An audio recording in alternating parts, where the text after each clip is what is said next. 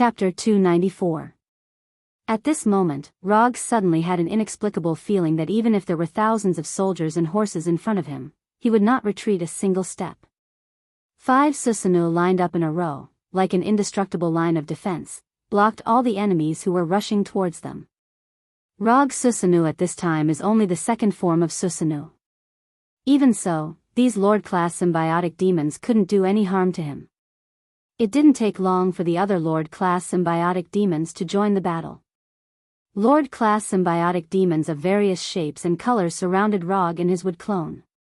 At this moment, Rog and the wood clone were being attacked from all angles. All kinds of weapons and claws from different directions and angles hit Susanoo's body one after another. Even some Lord-class symbiotic demons, relying on their size advantage, directly pounced on Susanoo, trying to crush Chakra Susanoo. Against the attacks of these Lord-class symbiotic demons, Log and his wood doppelganger retaliated by swinging their swords continuously. Although chakra wasn't a godly weapon, it was more than enough to deal with these Lord-class symbiotic demons. According to the plan, Rog and the wood clone would deal with 25 Lord-class symbiotic demons. However, these Lord-class symbiotic demons clearly had no intention of cooperating with Rog's plan.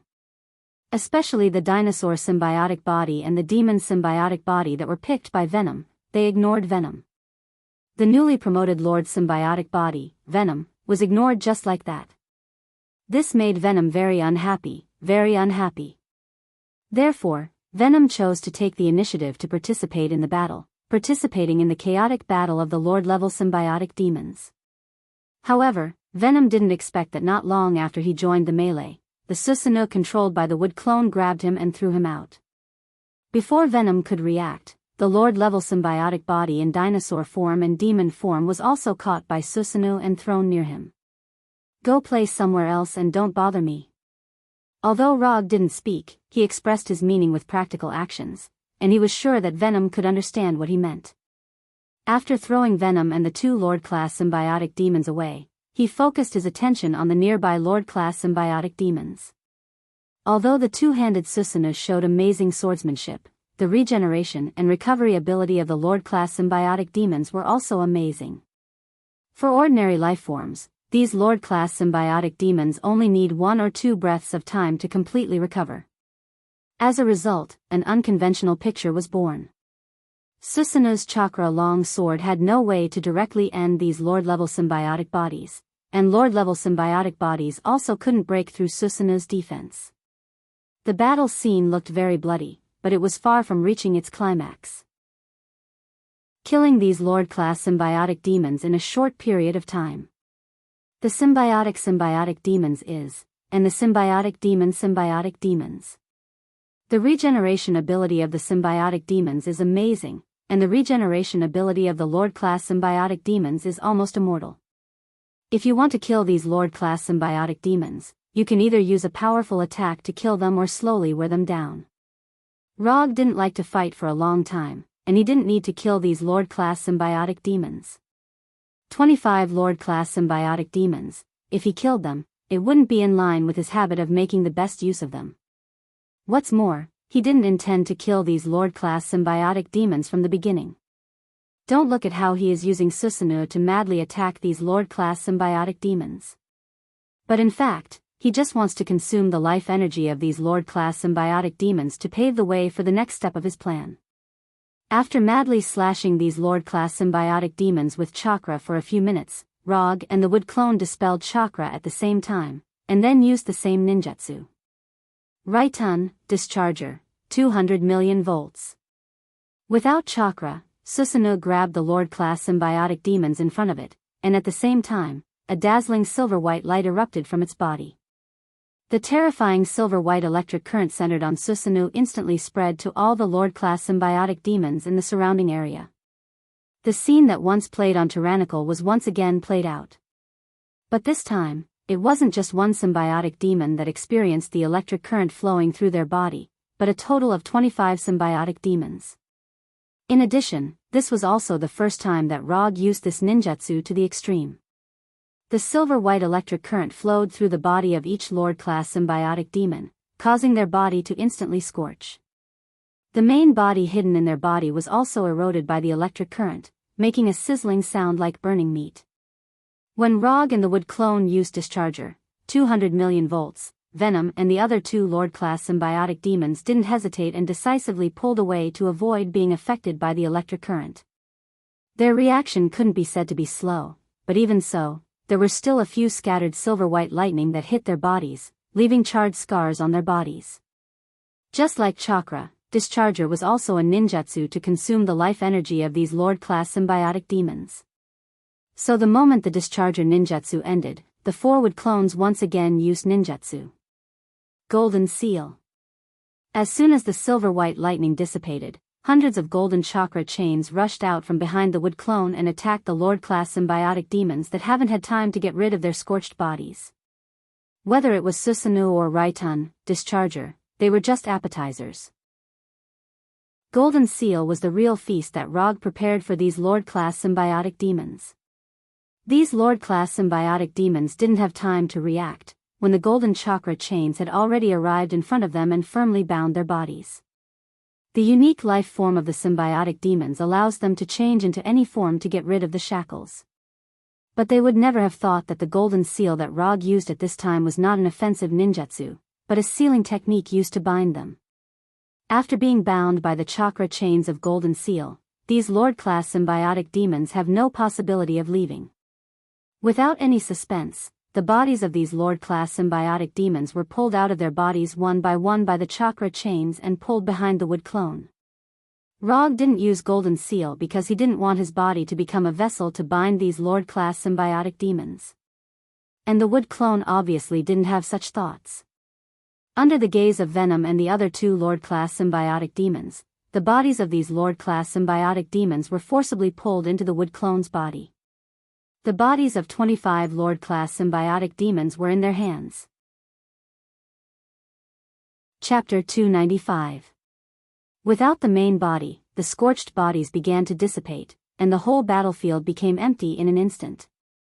After the wood clone pulled the 25 Lord-level symbiotic bodies into its body, Rog didn't hesitate and instantly removed the Susanoo and the wood clone. In addition to being more resistant to beatings than the shadow clone, the wood clone also has a very significant feature, that is, the wood clone still has a physical body even after being removed. After removing the effect of the ninjutsu, the four wood clones turned into lifelike wooden carvings, standing motionless in the same place. The chakra in the wood clone disappeared, and the Lord-level symbiotic bodies that were pulled into the wooden carvings by the King Kong seal also lost their shackles. Just as these Lord-level symbiotic bodies tried to leave this weak cage, a powerful force instantly shrouded the wooden carvings, sealing the wooden carvings completely. Sealing Jutsu, for symbols seal. The wood clone's body was just a container, and after adding the four symbols seal, it became the real seal container.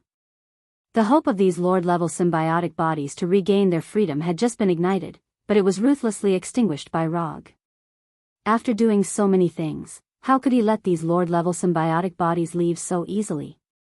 First, he provoked these Lord-level symbiotic bodies, so that they would attack together in a state of anger. Then, he consumed their life energy, making them easier to seal. Finally, he used the wood clone as a seal container, completely sealing these Lord-level symbiotic bodies. From the beginning, Rog didn't intend to kill these Lord-level symbiotic bodies. His goal was very clear from the beginning, that is, to seal them. Watching Rog throw the wooden carvings with the four symbols seal into the summon scroll one by one, Venom suddenly had a feeling of what was going on. Just like those Lord-level symbiotic bodies that were sealed, Venom also thought that Rog wanted to fight to the death with them. He didn't expect that Rog's idea from the beginning was to seal these Lord-level symbiotic bodies. That was a total of 25 Lord-level symbiotic bodies. Sealing 25 Lord-level symbiotic bodies at once, solving all the problems at once. Was this the so-called way of doing things? Love. Venom didn't know how to describe his current mood because he found that he couldn't keep up with Rog's pace at all. Venom knew that Rog still had 25 idle containers in his hands, so he took it for granted that Rog's approach at this time was to solve all the problems at once. But in fact, Rog wasn't thinking about this at all. The containers made by Hinata can only hold army symbiotic demons at most. Trying to use those mass-produced containers to imprison suzerain symbiotic demons was looking down on the strength of suzerain symbiotic demons. Moreover, the reason he sealed these 25 suzerain symbiotic demons wasn't to complete his plan of capturing them. Rog ignored Venom's shock and directly used quantum transmission to disappear. Leaving just like that? Wait, how can you leave just like that? What about me? What should I do? A few seconds after Rog disappeared, Venom finally reacted. Rog's disappearance was not only beyond Venom's expectations, but it also puzzled the remaining 2 suzerain symbiotic demons. After seeing Rog seal 25 suzerain symbiotic demons at once, the dinosaur-looking and demon-looking symbiotic demons immediately had the idea of escaping. But after seeing Rog leave without saying a word, they looked at each other tacitly, and then set their eyes on Venom at the same time. The Earthling left without saying a word, which means that Venom was, regardless of whether Venom was abandoned or not, Rog's departure is a good thing for these 2 suzerain symbiotic demons. Because this means that Venom has no reinforcements. Without any hesitation, the 2 suzerain symbiotic demons immediately attacked Venom, intending to solve the guy who caused so much trouble as soon as possible. Although the dinosaur-looking and demon-looking symbiotic demons are stronger than Venom, Rog is not very worried about Venom's safety. Even if Venom is not the opponent of the 2 of them, it is not a problem for him to last for a while. Through quantum transmission, Rog directly came to the Golden Jack in outer space. During the time when Venom swallowed Riot and fell asleep, the Golden Jack controlled by Hinata had already arrived near the symbiotic demon planet, waiting for Rog's return. At this time, there was no one on the Golden Jack except for Rog and Hinata. The modified Golden Jack doesn't need any extra operators, and Hinata can handle everything alone. Hinata, the Black Death Sword plan can start now. After coming to a specific laboratory, Rog took out the 4 wood clone containers from the summon scroll. Then, he summoned another wood clone and handed the real summon scroll to the wood clone. Without any instructions, the wood clone, who got the summon scroll, used quantum transmission to leave the Golden Jack and return to the symbiotic demon planet. Rog didn't intend to participate in the rest of the capture plan personally. With the wood clone and Venom, it was only a matter of time before the remaining 25 containers were filled. The reason why Rog brought Venom to the symbiotic demon planet was to capture enough symbiotic demons. Then, he would create the Black Death Sword that the god of symbiotic demons, Nar, once owned. The Black Death Sword is the ancestor of all symbiotic demons. The weakness of the symbiotic demons is that they are afraid of high temperature and sound waves. This is the after effect of the forging process, which was then passed down to generations of symbiotic demons. The Black Death Sword in Nar's hand has the power to slay gods in the truest sense. Even the head of a celestial god can be cut off with a single sword. Even Garl, who accidentally got the Black Death Sword, could gain the prestige of a god slayer with the help of the Black Death Sword. If he can find the real Black Death Sword, Rog doesn't mind taking it for himself. But the problem is that he doesn't know where god slayer Garl is now, or even if Garl exists. So before getting the real Black Death Sword, he intends to make a replica for himself, just like when he asked Tani to make the Rumbling Thunder fan and the Kusanagi sword. But this time, he plans to do it himself. Symbiotic demons, to a certain extent, can be regarded as raw materials for the Black Death Sword. What he needs to do now is to use these symbiotic demons to create his own Black Death Sword. Of course, this kind of weapon creation plan, which is only based on theory and calculation, is bound to have accidents, so he went to the symbiotic demon planet to capture symbiotic demons so that he has enough raw materials. Even if all of them fail, it doesn't matter, he can just go to the symbiotic demon planet again. And the raw materials this time are better than he imagined. Chapter 296. When formulating the Black Death Sword plan, Rog wasn't very clear about the specific classification of the symbiotes. His original idea was that as long as the symbiote captured was not much worse than Venom, it could be used as the raw material for the Black Death Sword. Of course, the Venom used as the standard refers to the Venom when he was still on Earth, not the Venom that has been promoted to the Lord grade now. After coming to the symbiote planet and knowing the classification of the symbiotes, he raised the standard of raw materials to the army grade. However, he didn't expect that those Lord-grade symbiotes, after knowing about him and Venom, would actually form a team and appear in front of them, and there were 27 of them. In the face of this surprise gift that was almost equivalent to falling from the sky, Rog of course could only accept it with a smile. As a result, the standard of the Black Death Sword's raw material was once again raised because of the collective appearance of these Lord-grade symbiotes. Although Rog has no experience in forging weapons, he is very sure of one thing, that is, the better the raw material, the better the quality of the weapon forged. In this specially modified weapon forging room, Rog came to a wood clone container, and then took the initiative to open the 4 symbols seal on the wood clone. The moment the 4 symbols seal was opened, the Lord-grade symbiotes in the wood clone once again saw the light of hope that symbolized freedom. But before they had time to get rid of the shackles, the 4 symbols seal closed again, firmly sealing them in the wood clone. The opening and closing of the 4 symbols seal all happened in a flash, so short that it was like a false illusion of freedom. However, these Lord-grade symbiotes quickly discovered that the scene just now was not an illusion. There was one less resident in the wood clone. Of the 4 wood avatars, 3 of them had 6 symbiotic demons sealed within them. And the wood clone that Rog chose had 7 symbiotes sealed inside. By opening the 4 symbol seal, he forcibly dragged out a Lord-grade symbiote from inside, and then sealed it again. After taking out this lucky symbiote, Rog didn't even look at it, and threw the mucus-like symbiote into the mold. He doesn't need to participate in the specific forging process. The specific forging process will be handled by Hinata. In order to let these symbiotes revert to the form of the Black Death Sword, in the past month, Hinata has seriously browsed a huge amount of weapon forging knowledge, making herself a theoretical weapon forging master. In addition, Hinata also used Venom as a sample and conducted a lot of research and calculations, obtaining a large amount of first-hand data. So to a certain extent, Hinata is worthy of being the first symbiote weapon symbiote. As for whether or not the sword symbiotes, Black Death Sword, or not. If Hinata really couldn't do it, he had a backup plan. Dwarf King AI. With his relationship, he's SSS'd. After throwing the symbiotic demon into the mold, Rog sat down on a nearby chair and waited patiently. SSS. What he had to do was just to take the symbiote out of the wood clone and provide Hinata with some chakra from time to time. After all, this was a weapon made for him, so the weapon made must be able to adapt to chakra. The sound of metal colliding constantly sounded, and the symbiote lord in the mold kept screaming miserably. Under Hinata's control, the symbiote lord in the mold kept changing its form, little by little, getting closer to the shape Rog wanted.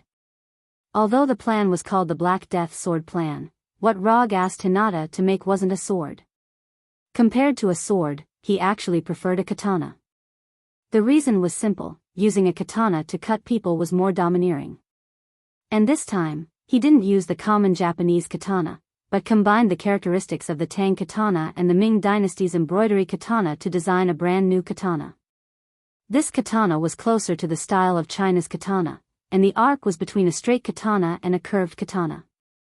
It was both convenient for slashing and stabbing. The first symbiote lord didn't last long in Hinata's hands, and it helplessly lost its life and turned into a pool of liquid without any signs of life. In this regard, Rog wasn't surprised, and he took out the second symbiote from the wood clone. Because of the first experience, the second symbiote lord lasted a little longer, but in the end, it still died in the mold. Then came the third, the fourth, the fifth. After killing 5 symbiote lords in a row, Hinata finally obtained enough data, and the success of the plan finally began to emerge.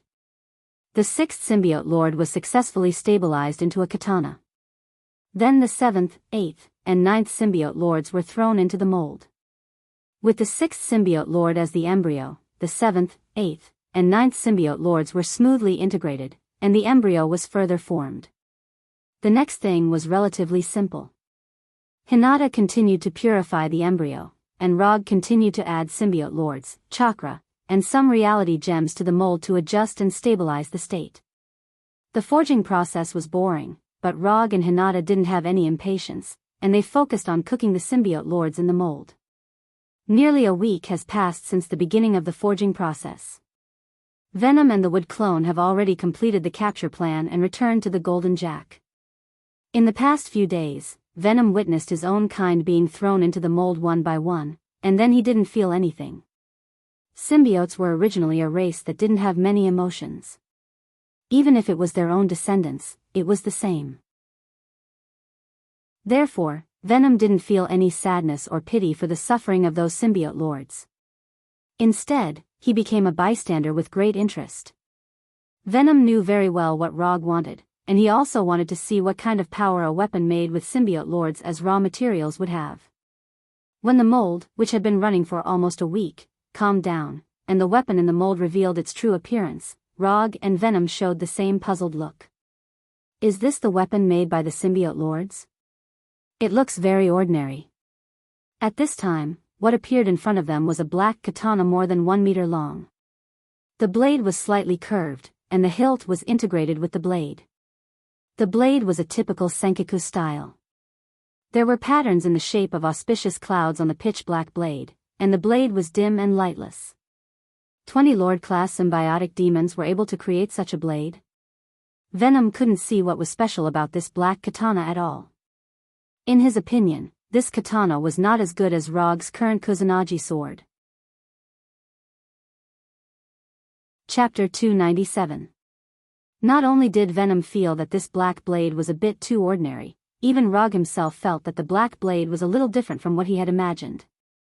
There was no problem with the appearance of the black blade, it was exactly the same as the one he had designed. Even the auspicious cloud patterns on the blade were the same. But the problem was that he did not feel any energy from this black blade. Not to mention the energy contained in the 20 Lord-level symbiotic demons, just the energy from the chakra and reality gem that he had injected was not a small amount. But now, he did not feel any energy. I shouldn't be so unlucky, right? Rog's face was ugly as he came in front of the black blade. He slowly stretched out his right hand and held the black blade that he had high hopes for. Light blue chakra appeared in his right hand and then slowly flowed towards the black blade. When chakra completely enveloped the black blade and slowly flowed into it, he finally breathed a sigh of relief. There was indeed no energy in the black blade. That was because all the energy in the black blade had been consumed. When his chakra entered the black blade seemed to come alive and crazily devoured his chakra, like a hungry wolf that had been hungry for days devouring its prey. After injecting nearly a full amount of chakra, the black blade finally stopped devouring chakra and calmed down again. After devouring a large amount of chakra, although the black blade's appearance did not change, the aura it exuded had undergone an earth-shattering change. The black saber from before gave people the feeling that it was just an ordinary saber. It was neither sharp nor outstanding. But now, the black blade exuded an aura of destruction and death like an ancient beast. After seriously looking at the black blade in his hand and casually swinging it a few times, Rog nodded with satisfaction. The weight was suitable, the shape was good, and it was very easy to use. The fusion of chakra was also very smooth. Come with me to the training room. Before Venom had time to speak, the brilliant light of quantum transmission completely enveloped him. If you want to test whether a blade is useful or not, the best way is actual combat. I'll try not to hurt you. As soon as his voice fell, Rog launched an attack on Venom. Because he was testing the power of the black blade, Rog did not use ninjutsu, but used taijutsu. Facing Rog's attack, Venom did not hesitate. His hands immediately turned into huge scimitars and slashed directly at Rog. Venom knew what kind of strength Rog had, so he didn't dare to be careless at this time and used his full strength. Chi! Chi! Venom's hands turned into scimitars and arrived in front of Rog at lightning speed, then left his body. Rog originally wanted to use the black blade to block Venom's attack, but he never expected that the moment the black blade came into contact with the scimitar formed by Venom, the black blade would display an unimaginable sharpness. It was as if the black saber had cut through a soft cake. It went straight through the machetes and cut the two machetes that were about the same size as him in half. How could it be so sharp? Rog and Venom didn't expect black blade to be so sharp. It was so sharp that they were caught off guard. The scimitar formed by venom was instantly cut off, and Rog decisively retracted his blade. At that moment, he inexplicably had an impulse to directly cut Venom's head. But as soon as this thought rose, it was forcibly suppressed by him. Will this blade affect the user? Rog couldn't help but frown at this discovery.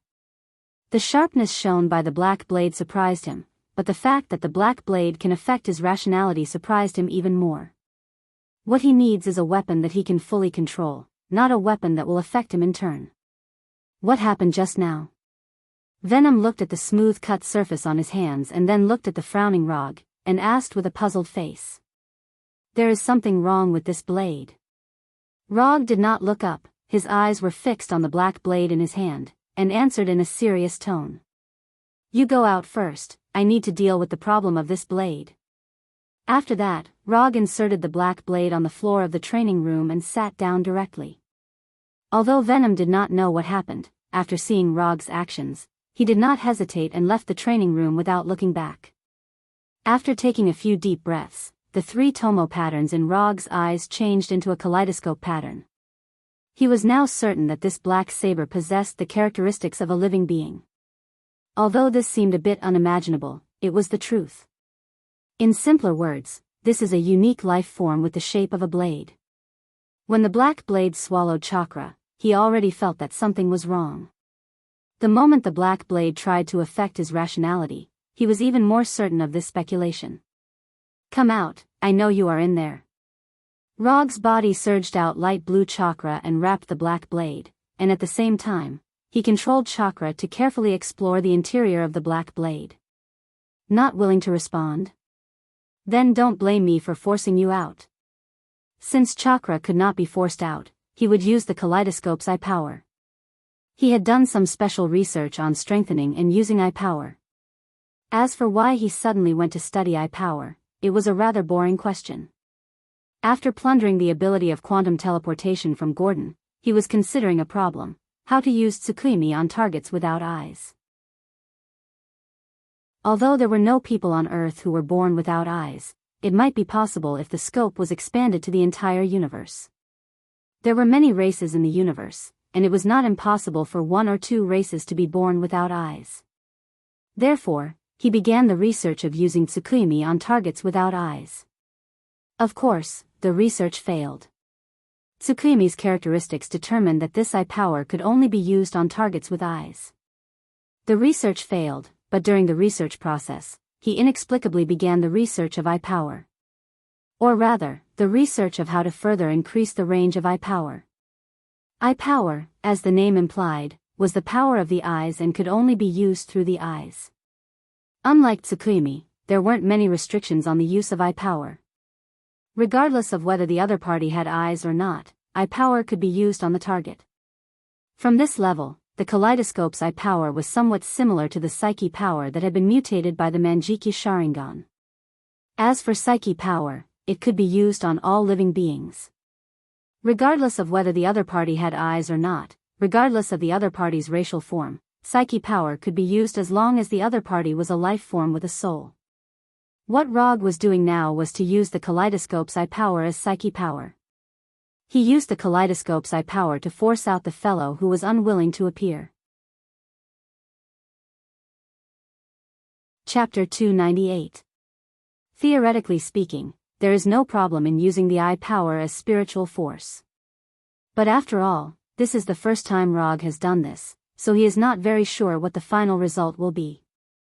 But even if it fails, there won't be any serious consequences. At worst, he will just have to find another way. Under the control of Rog, the invisible eye power began to slowly enter the black sword in front of him, as if it entered the body of a real creature. When the eye power of the Manjiki Sharingan entered the black sword, Rog finally found a hidden consciousness in the deepest corner of the black sword. Found you. After discovering this hidden consciousness, Rog didn't hesitate and immediately controlled the eye power to wrap this consciousness, and then pulled this consciousness into the consciousness space that he has already prepared. In the consciousness space with the red moon, Rog saw the consciousness inside the black sword, and saw this consciousness that tried to influence the user. Unlike the life he has seen before, the consciousness that appeared in front of him at this time was not the appearance of a living creature, but a dark rectangular light gate. The black light gate is 2 meters wide and 5 meters high, the surface is very smooth, and the thickness is like a paper. Looking at the black light gate floating above the ground, Rog frowned again.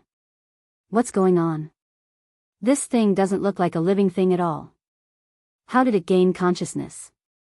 Can this thing really communicate? Although his mind was full of doubts, Rog slowly came to the black light gate, raised his arm, and put his right hand on the black light gate. This consciousness space was built by him. Even if the black light gate is a threat, he can remove the consciousness space at any time to ensure the safety of his consciousness. When his right hand came in contact with the black light gate, memories rushed out of the black light gate and forcibly poured into Rog's mind. These memories were like a movie played in reverse, quickly flashing through his mind. When he saw the first picture of these memories, Rog guessed the source of these memories. These memories were the memories of the suzerain symbiotic demons. Being thrown into the mold, King Kong's seal, Susanoo, seeing Rog for the first time. At this time, Rog was like watching 20 rewound movies at the same time, browsing the memories of these Lord-level symbiotic demons. From the experience in the mold, these rewound pictures continued to the moment when these Lord-level symbiotic demons were born. Just when Rog thought that these 20 rewound memories were going to disappear, the pictures in his mind suddenly changed, and the memories of the 20 Lord-level symbiotic demons instantly merged into a more primitive memory, and then began to rewind again. This time there is only one rewind picture, and the rewind time is much longer than the memories of these Lord-level symbiotic demons. Although Rog didn't know how these memories appeared, one thing he was certain of was that what he was browsing now was the entire history of the symbiotic demons.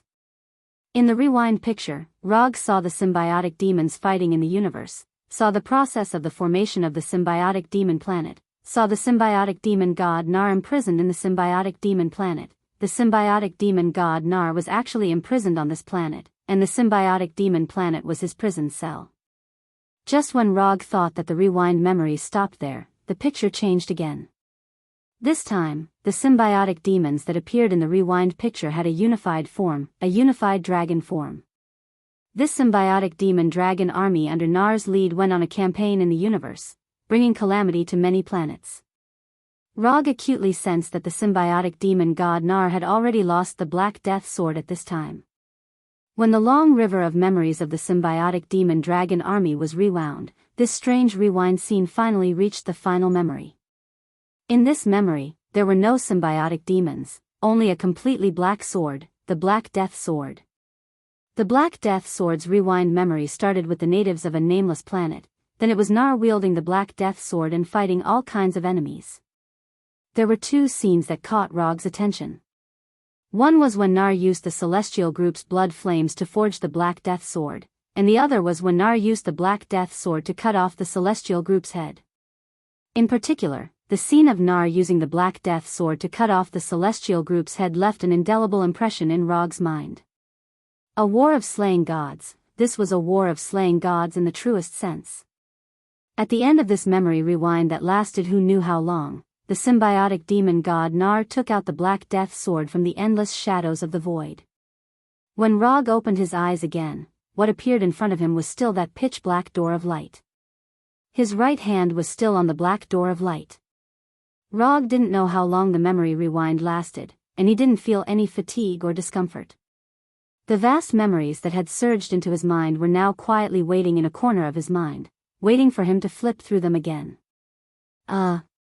Does this count as forcing the user to watch an advertisement? Rog inwardly criticized. I've finished looking through the memories. Shouldn't you show yourself?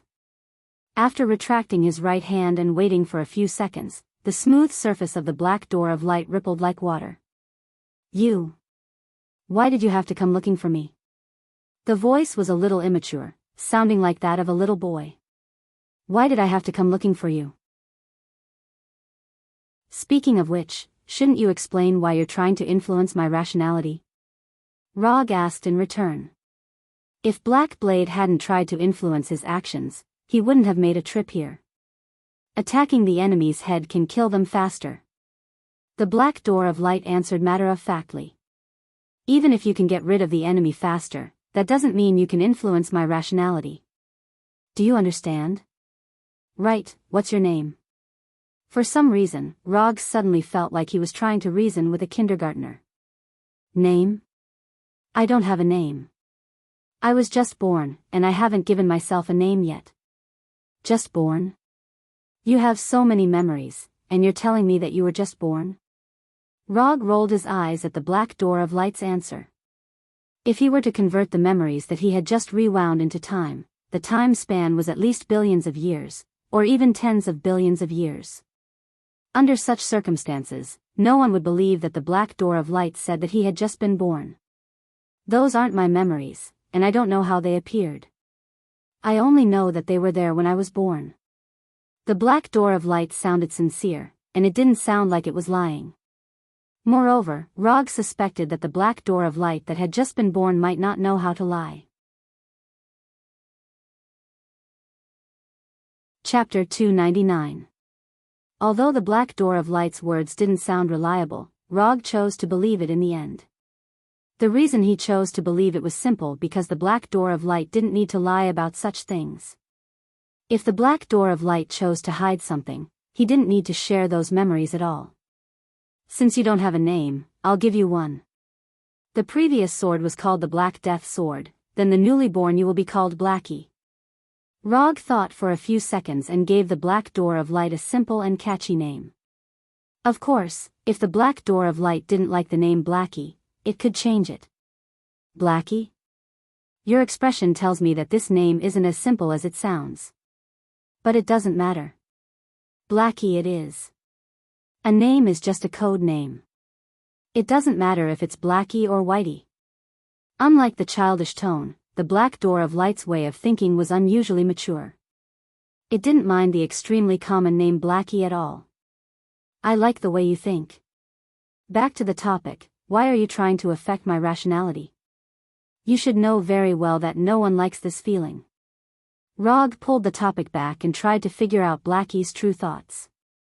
If he knew Blackie's true intentions, he wouldn't mind creating a new black sword with its own consciousness.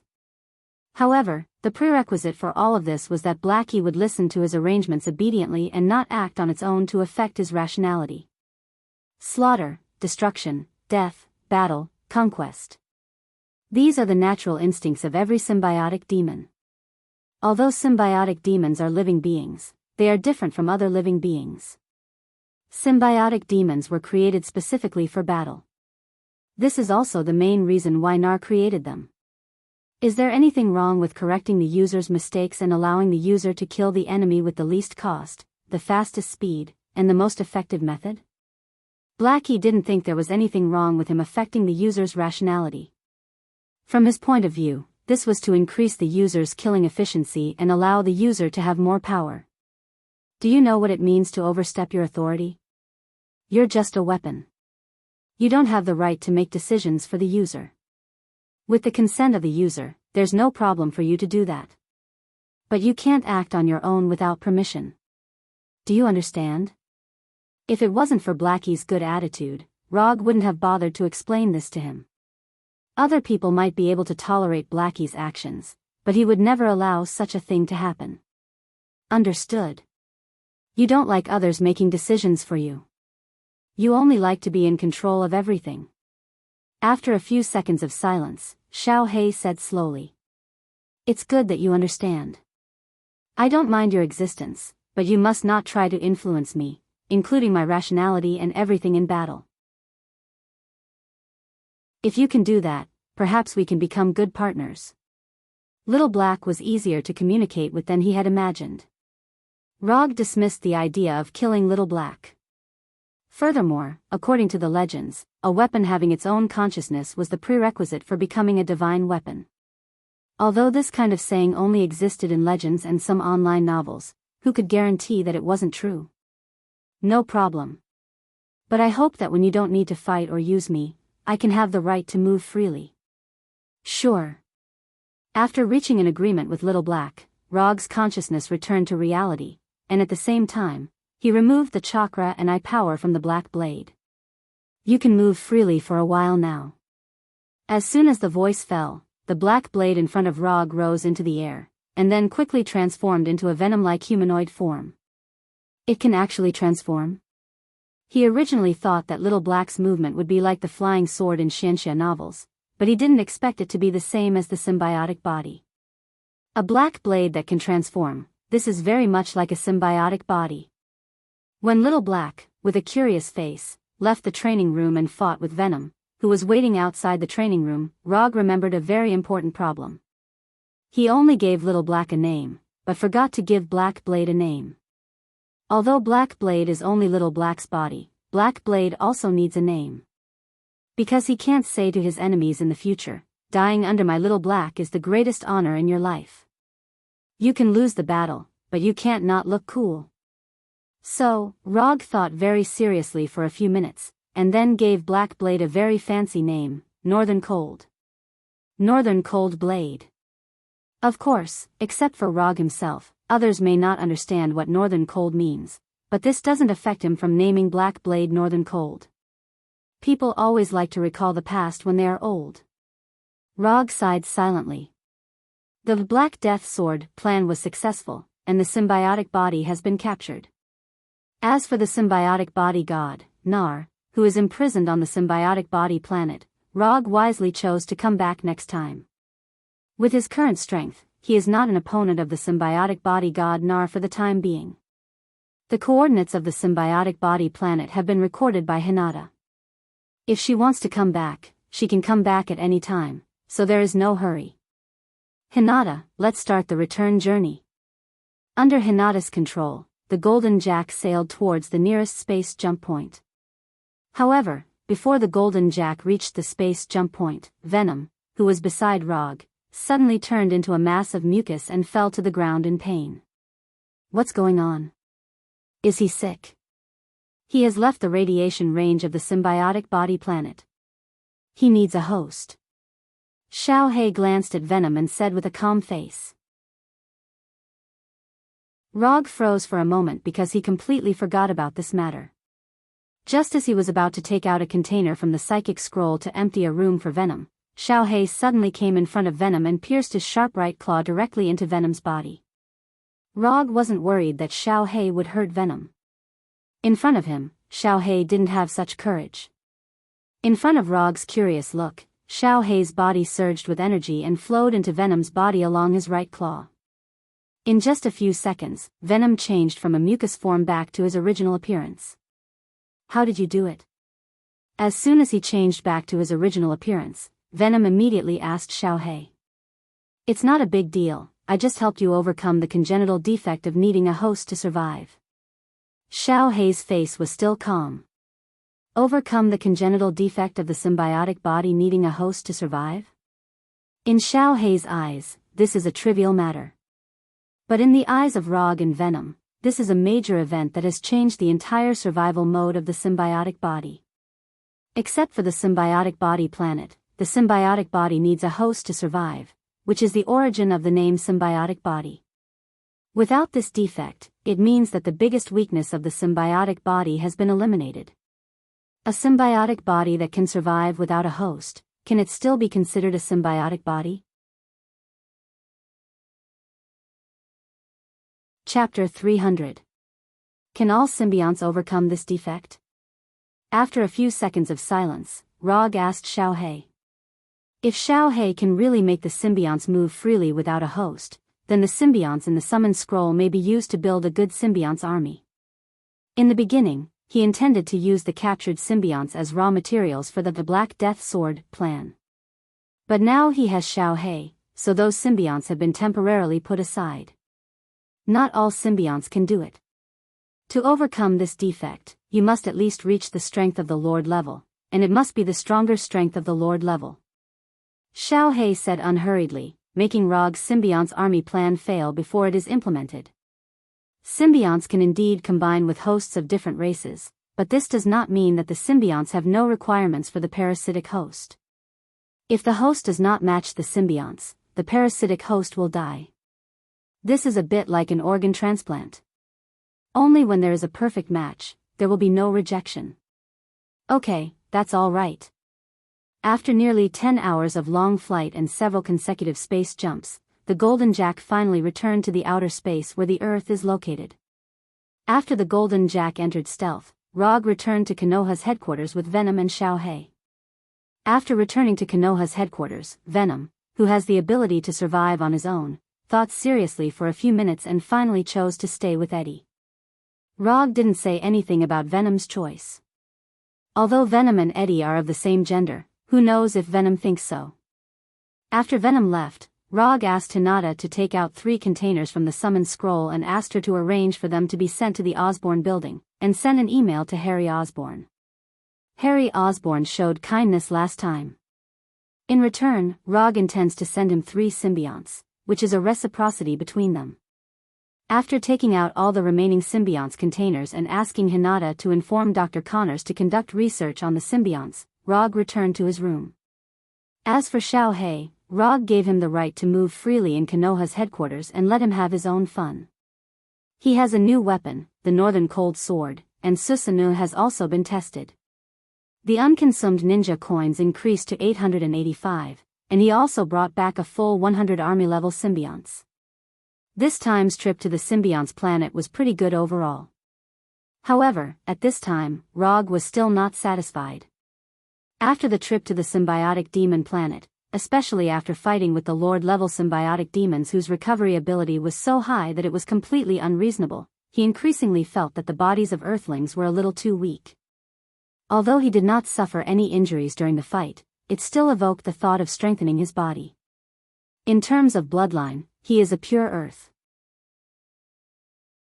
Although he is the Earth, of the Earth, and of the Earth. He has no plans to change his bloodline, nor does he intend to give up on further strengthening his body. With the resources he has now, there are many ways to strengthen his body. Both Extremis and Spider Serum can strengthen the body to a certain extent. If he doesn't want to inject these super serums, symbionts are also an option. Although the effects of these methods are immediate, they are not particularly in line with his requirements. In particular, the symbiont's parasitism method was ruled out by him for the first time. Since none of these works, he can only continue to focus on ninjutsu or the sage body. After thinking about it, he finally chose the most primitive and most reliable plan. Continue to develop the sage body, and develop it to the level that Hashirama had reached. But in this way, another small problem has arisen. Although he has not stopped practicing the sage body, he has encountered a bottleneck after the sage body was upgraded to the current stage. The amount of chakra of the sanbai is the limit he can reach at present. Conventional practice has made it difficult to further improve the amount of chakra, and if the amount of chakra stops increasing, the progress of the development of the sage body will slow down. Exchange for Yin Kyubi or Yang Kyubi, and use the amount of chakra of Kyubi to forcefully promote the improvement of the sage body. Since conventional means are useless, then he will use some unconventional means. Hinata, sort out the previous commissions and pick 4 of them. I plan to go out and relax. Although Hinata has become his personal assistant, there are still some secrets that only he knows. For example, the commission must be judged to get ninja coins. Okay. It didn't take long for Hinata to virtually project the selected commissions into Rog's room. I'll take these 4. In the following month, Rog resumed his old business and executed the commissions of his clients. His luck was good, and the 4 commissions that were selected passed the judgment of the system, allowing him to get 145 ninja coins as commission reward. Unconsumed ninja coins, 1030. Looking at the unconsumed ninja coins in the attribute panel for the first time, Rog sighed, then opened the system's exchange page and swiped to the bijou exchange page. Unlike the exchange icons on other pages, the icons on the bijou exchange page are all dark gold, which symbolizes high-level exchange. From Ichibi to Jubi, there are a total of 11 exchange icons. Among them, there are 2 exchange icons for Kyubi, Yin Kyubi, and Yang Kyubi. Although the exchange icon for Jubi was also there, the exchange price of 10,000 ninja coins under the icon made Rog directly ignore it. 10,000 ninja coins, even if he sold himself, he wouldn't be worth this price.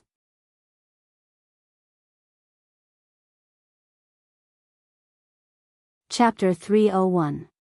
This majestic chakra appeared and disappeared quickly. Roger didn't have time to use his own chakra, and the feeling of swelling disappeared like a balloon that was about to burst. At the same time, a powerful sealing force appeared on his abdomen. Pulling open his shirt, Rog saw the familiar seal pattern. The 8 trigram seal. The system not only sent the Yang 9 tails, but also the 8 trigram seal.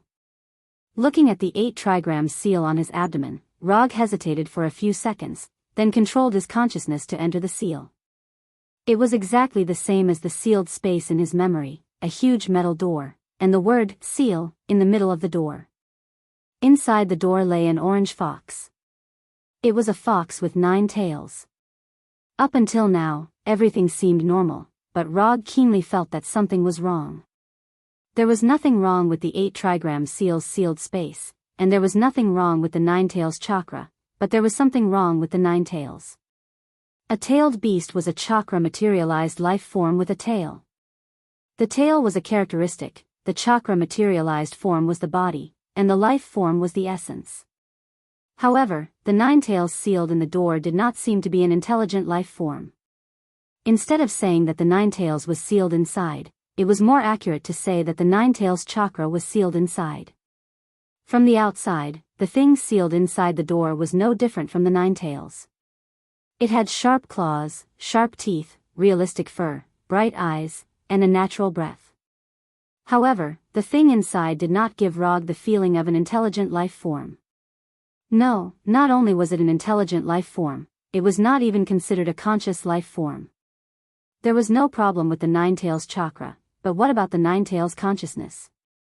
Without consciousness, how could I understand each other, and where could I establish a bond? Was the door to the perfect Jinchuriki completely closed before it was even opened? There must be something wrong. This 9 tails is very different from what I imagined. Without any hesitation, Rog immediately exited the space of consciousness, quickly opened the character panel in the system, and found the Jinchuriki column. Jinchuriki, QB Jinchuriki, resonance level, 3. After reading the system's explanation of the progress of Jinchuriki and resonance, Rog finally figured out what was going on. The system can't exchange any characters in Naruto's world. Although creatures and tailed beasts are not within this restriction, the creatures and tailed beasts won't have wisdom. This meant that the redeemed tailed beasts would not have their original consciousness. Of course, the system considerately took into account the various sequelae caused by the tailed beast's lack of consciousness, such as the perfect Jinchuriki, borrowing the power of the tailed beast, and so on. Therefore, the system changed the so-called understanding and fetters to resonance. The higher the resonance, the more power he could draw from the tailed beasts. When the degree of resonance reaches the number of the tail of a tailed beast, it can become a perfect Jinchuriki. In other words, when Rog's resonance with Kyubi reaches 9, he can become a perfect Jinchuriki. Although the system provided a reasonable solution, Rog was still somewhat dissatisfied. He felt that he had encountered a profiteer. Shouldn't this kind of thing be reminded in advance? After a helpless sigh, Rog's consciousness entered the sealed space again and came to the front of Kyubi. He originally planned to have a conversation with Kyubi, but now it seems that this is completely unnecessary. Because only biological instincts are retained, the Kyubi in front of him, to a certain extent, can be equivalent to a real fox. When Rog looked at Kyubi in the door, Kyubi also sat up and looked at Rog curiously. After looking at Kyubi for more than 10 seconds, Rog sighed again. This feeling of looking at a fool is really stupid. No, I'm a fool, I even fantasized about a real Kyubi. After leaving the sealed space, Rog opened the character panel again and glanced at his current chakra amount. Chakra amount, 6 tails, 3 main body, 3 bijou. Now, Rog finally determined one thing, that is, the unit used by the system to measure chakra amount is not the tail of other bijou, but half of the Kyubi's tail. He previously thought that his Sanbai chakra amount is equivalent to the Sanbai chakra amount. Yang Kyubi plus In Kyubi is the complete Kyubi. According to the system's algorithm, the complete Kyubi's chakra amount is 18 tails. His current chakra amount is 6 tails, which is equivalent to 1/3 of the complete Kyubi. It feels like the amount of chakra is even less. Forget it, don't think about it. The more I think about it, the more sad I feel. In the next half a month, Rog didn't go anywhere and stayed in Konoha to concentrate on digesting the kyubi he had just obtained. Now, he feels that he is not the kyubi's Jinchuriki at all, but a kyubi chakra power bank. Although it's very different from what he imagined, he guessed one thing right. The increase in chakra amount has indeed led to the further development of the sage body. Under the stimulation of the kyubi's sanbai chakra amount, his sage body has been further improved. The improvement of the sage body has led to the growth of his own chakra amount. The growth of his own chakra amount has increased the resonance of the bijou and the chakra amount of bijou. The kyubi chakra, the sage body, and his own chakra, these three have formed a good positive cycle, allowing him to grow 2 bijou chakra and 1 bijou chakra in just half a month. Chakra amount, 9 tails, 5 main body, 4 bijou. When he finished this boring chakra amount growth training, he felt a little different. In Blackie's words, the current him looked very strong. After half a month of life on Earth, Black has completely integrated into Konoha.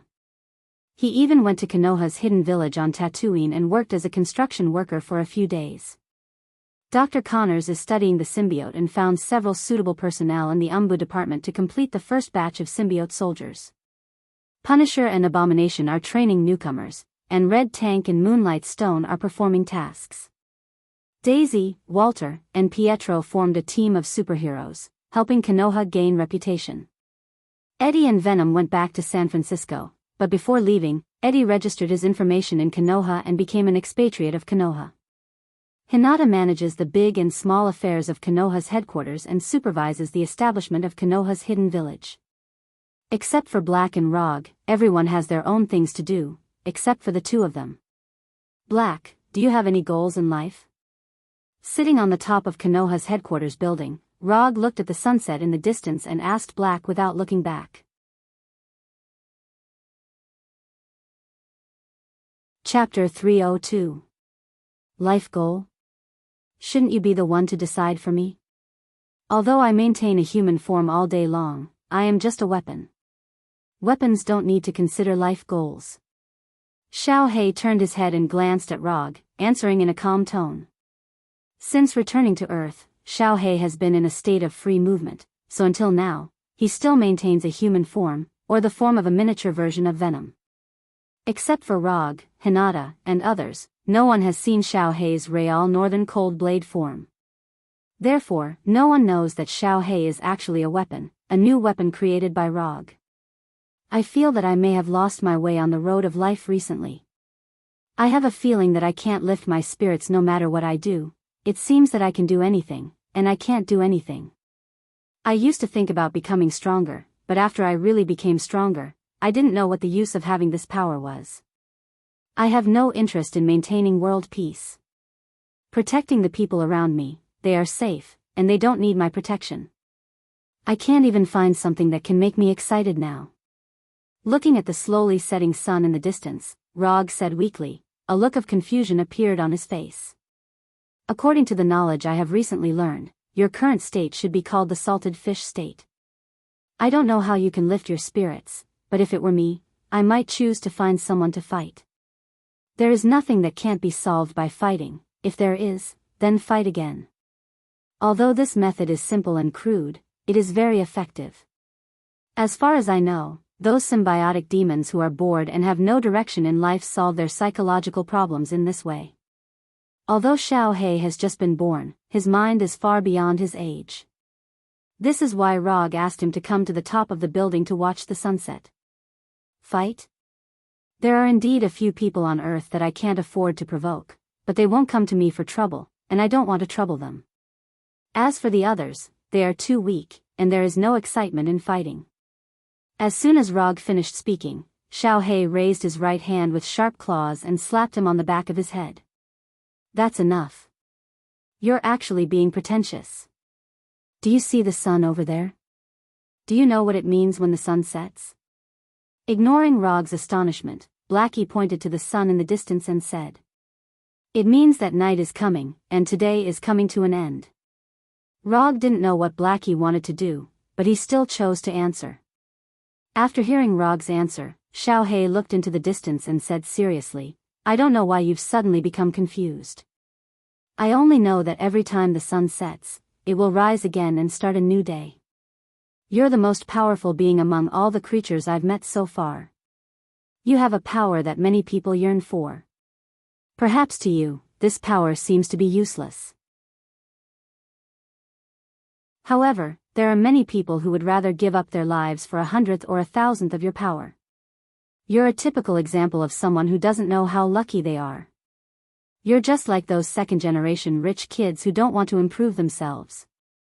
All day long, they think this is boring and that is meaningless. Isn't it just that you don't have the energy to do anything? Isn't it just that you don't have a direction in life? Since you know you don't have one, then go and find one. Just like you said, there are some existences on Earth who are stronger than you. Then you can make yourself stronger than them. If you can't find an opponent on Earth, then go to the universe to find one. If you can't find one in the universe, then go to other worlds to find one. If you don't want to walk the path of becoming stronger, then go and experience life. Experience a life that you've never experienced before and see how others spend their lives. If you don't even want to experience life, if you don't want to do anything, then you can talk to me. I can help you solve this problem completely. The more Blackie spoke, the more excited he became. At this point, he even turned his right hand into the shape of the northern cold saber and directly pressed it against Rog's throat. I, Blackie, although I'm just a weapon, I'm also a weapon with dignity and pursuit. My master can be weak, can have flaws, and can have many shortcomings. But he can't not strive for improvement, can't abandon himself, and can't blame others. I'm very disappointed in your current state, very disappointed. Blackie was completely agitated. After he finished speaking, he grabbed Rog's collar and lifted him up.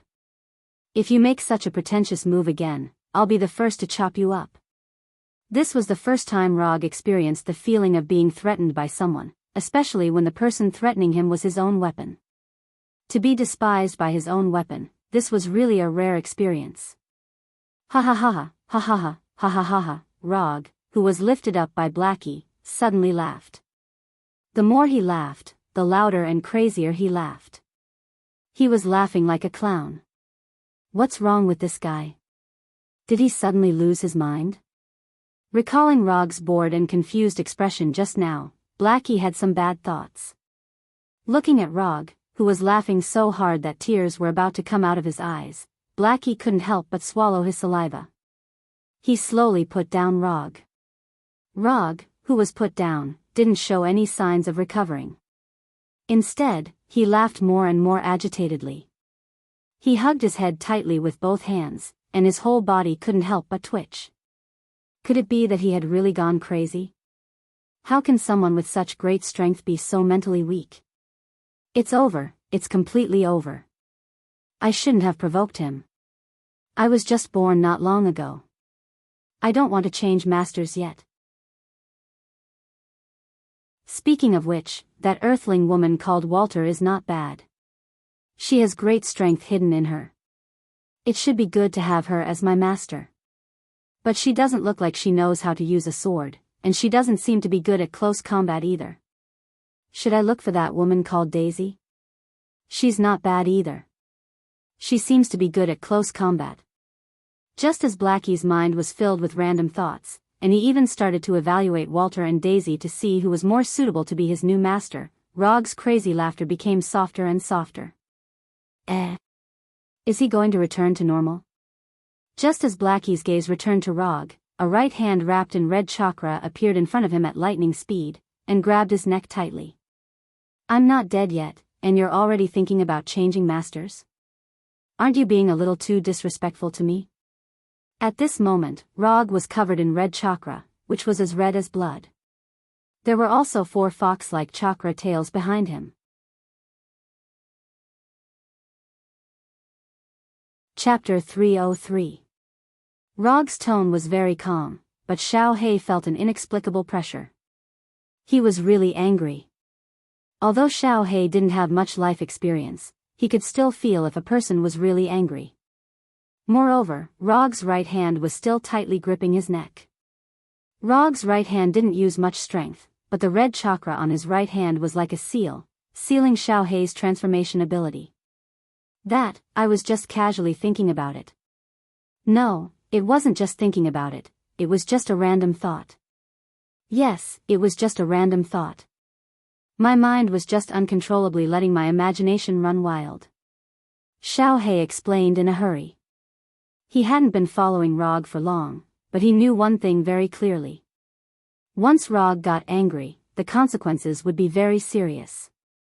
At this time, although Rog looked normal, the feeling he gave off was not normal at all.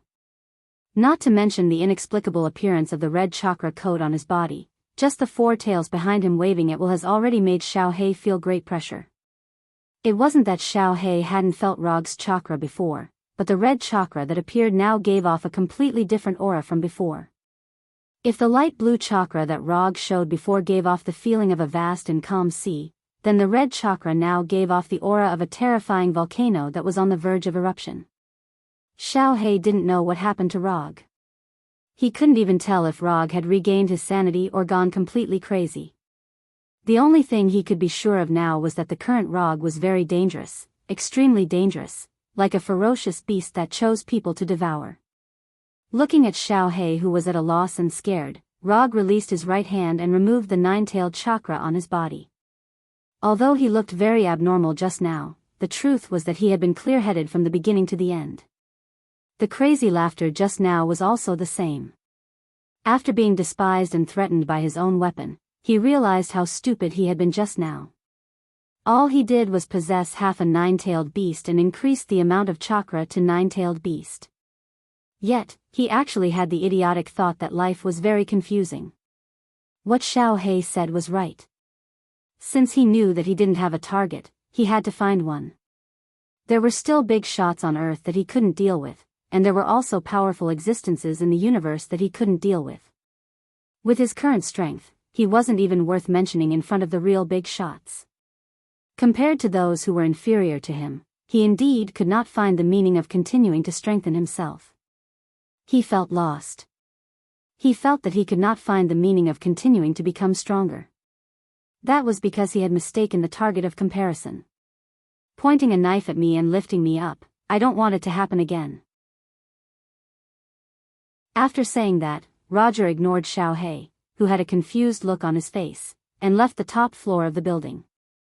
Although Blackie's mind was very mature, he had to admit that he couldn't keep up with Rog's rhythm. What was wrong with the people on Earth these days? They could go crazy or sober as they wished. Humans were really troublesome. Cursing in his heart, Xiao Hei silently followed Rog, wanting to see what he was going to do when he suddenly went crazy and sober. After leaving the top of the building, Rog went straight back to his office and opened a piece of information that the intelligence department had already collected. A burning motorcycle and a skull, and a messenger of hell who punishes evil. In the past few months, a new urban legend had appeared in Houston. The legend of Ghost Rider. Every night, a messenger of hell on a motorcycle would appear and punish the criminals who deserved it. Before the Avengers and aliens appeared, few people would believe such a story that didn't seem very reliable. But now, the people of Houston didn't doubt the authenticity of this story at all. There were superheroes and aliens, so it wasn't impossible for a messenger of hell to appear. More importantly, the people of Houston had really seen this legendary Ghost Rider after night fell. Actually, it was hard not to see it.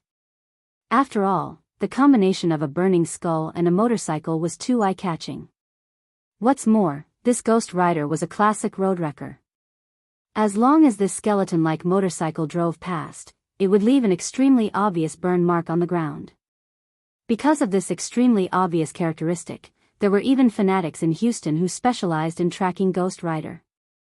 Who is this guy? Xiao Hei looked at Ghost Rider on the screen and asked curiously. Ghost Rider, the messenger of Mephisto, the Lord of Hell, and a knight who specializes in harvesting the souls of criminals. Rog gave a simple explanation. Information on Ghost Rider had been collected long ago, and as Ghost Rider continued to move out, there were more and more videos and pictures. At that moment, Rog was browsing through the latest sighting report of Ghost Rider. Are you going to kill him? Although Xiao He didn't know much about Ghost Rider and Mephisto, he still understood the term Lord of Hell. No, I'm just going to kill him. I want him to take me to hell. Looking at Rog's serious expression, Xiao He suddenly felt that Rog might not have recovered yet, and was still crazy. Xiao He had never been to hell before, and he had only recently learned the word hell. But there was one thing he knew very well, and that was that when a human said that they wanted to go to hell, they were basically not normal. Whether it was hell or heaven, they were absolutely forbidden zones for normal humans. People who said such things were no different from people who said that they wanted to become God. They were all crazy. Hinata, hack into Houston's public surveillance system. I want to know where Ghost Rider will appear tonight. With that, Rog picked up the sunglasses on the table and grabbed Xiao He. The brilliant light of quantum teleportation instantly lit up. I don't want to go to hell. Before Xiao He could say anything, the light of quantum teleportation lit up on the roof of a building in Houston. In an instant, Rog and Xiao He arrived in Houston from Konoha's headquarters in Washington. Well, symbiotic demons have a weakness of fire, so do you mind sending me back? Xiao He stood behind Rog and asked cautiously. A stronger lord can overcome the weakness of fire. Even Venom can do it, so there's no way you can't do it. It's just some hellfire, it won't hurt you. As for Blackie's suggestion, Rog rejected it without hesitation. Other symbiotic demons might be afraid of fire, but Xiao He was definitely not. If he had such an obvious weakness, he would have died on the Golden Jack.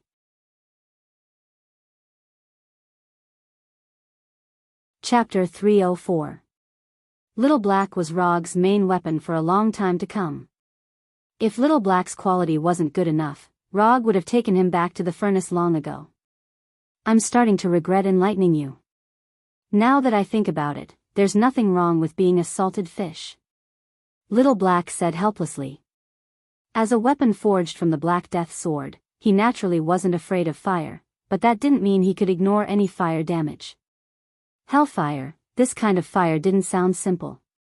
Time passed little by little, and when it was 10:00 at night, a map of Houston appeared on Rog's sunglasses. On the map, there was a red dot moving quickly. Although Hinata didn't say anything, it was obvious that the moving red dot was the legendary Ghost Rider. Transform back into the form of the Northern Cold Blade. We're going to work. Little Black glanced at Rog and quickly transformed back into the original form of the Northern Cold Blade, hanging on Rog's belt. Rog hadn't made any scabbard for the Northern Cold Blade, and Little Black didn't like the feeling of being stuck in a scabbard. Using Little Black's own words to describe it, it was a kind of shameful play. Rog respected Little Black's request. Even without a scabbard, he didn't need to worry about the Northern Cold Blade accidentally hurting him. Little Black was very self-aware of this. After determining the direction Ghost Rider was heading, Rog used quantum teleportation to leave the top of the building and arrive on the path Ghost Rider had to take. At this moment, Rog wasn't the only one chasing after Ghost Rider. The Ghost Rider enthusiasts and the Houston police officers were also hunting this legendary figure. The thoughts of these enthusiasts were very simple. For them, Ghost Rider was their idol, and they were a group of fans chasing after their idol. As for the police in Houston, Ghost Rider was a huge problem. After the appearance of Ghost Rider, law and order in Houston had improved significantly. In particular, the number of crimes on the streets at night had dropped to an unprecedented low. The crime rate had dropped, and public security had improved. Logically speaking, the Houston police should be very grateful to Ghost Rider. But the problem was that Ghost Rider's punishment was too brutal. As long as it was a criminal punished by Ghost Rider, they would all die without exception. Although the police in Houston didn't know what the trials I was, and didn't know what the hellfire was, they knew that they were in trouble when they saw the scorched eyes of the criminals. America was a country that nominally pursued democracy and freedom, which meant that this country had an almost paranoid pursuit of so-called human rights. Criminals also had human rights. Furthermore, Ghost Rider's act of killing criminals without trial was something that the police hated. Chasing after criminals and cracking down on crime was no problem. This was what most superheroes did. However, acting as a judge to judge criminals and depriving them of their lives was absolutely not allowed. Thus, in the eyes of the police, Ghost Rider wasn't a superhero, but a violent criminal who used his superpowers to wantonly kill criminals. Yes, in the eyes of the police, Ghost Rider was also a criminal, and a criminal with extraordinary powers at that.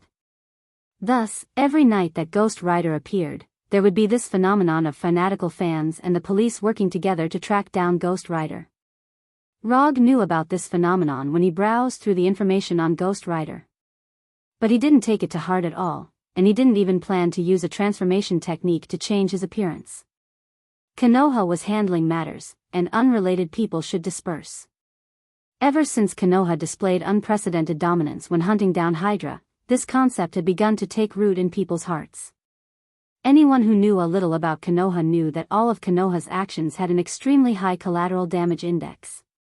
This meant that if someone was affected by Konoha's actions because of curiosity or other reasons, Konoha didn't have to bear any responsibility. And until now, no one knew how high Konoha's collateral damage index was. In any case, Konoha had never received any official punishment or condemnation for collateral damage.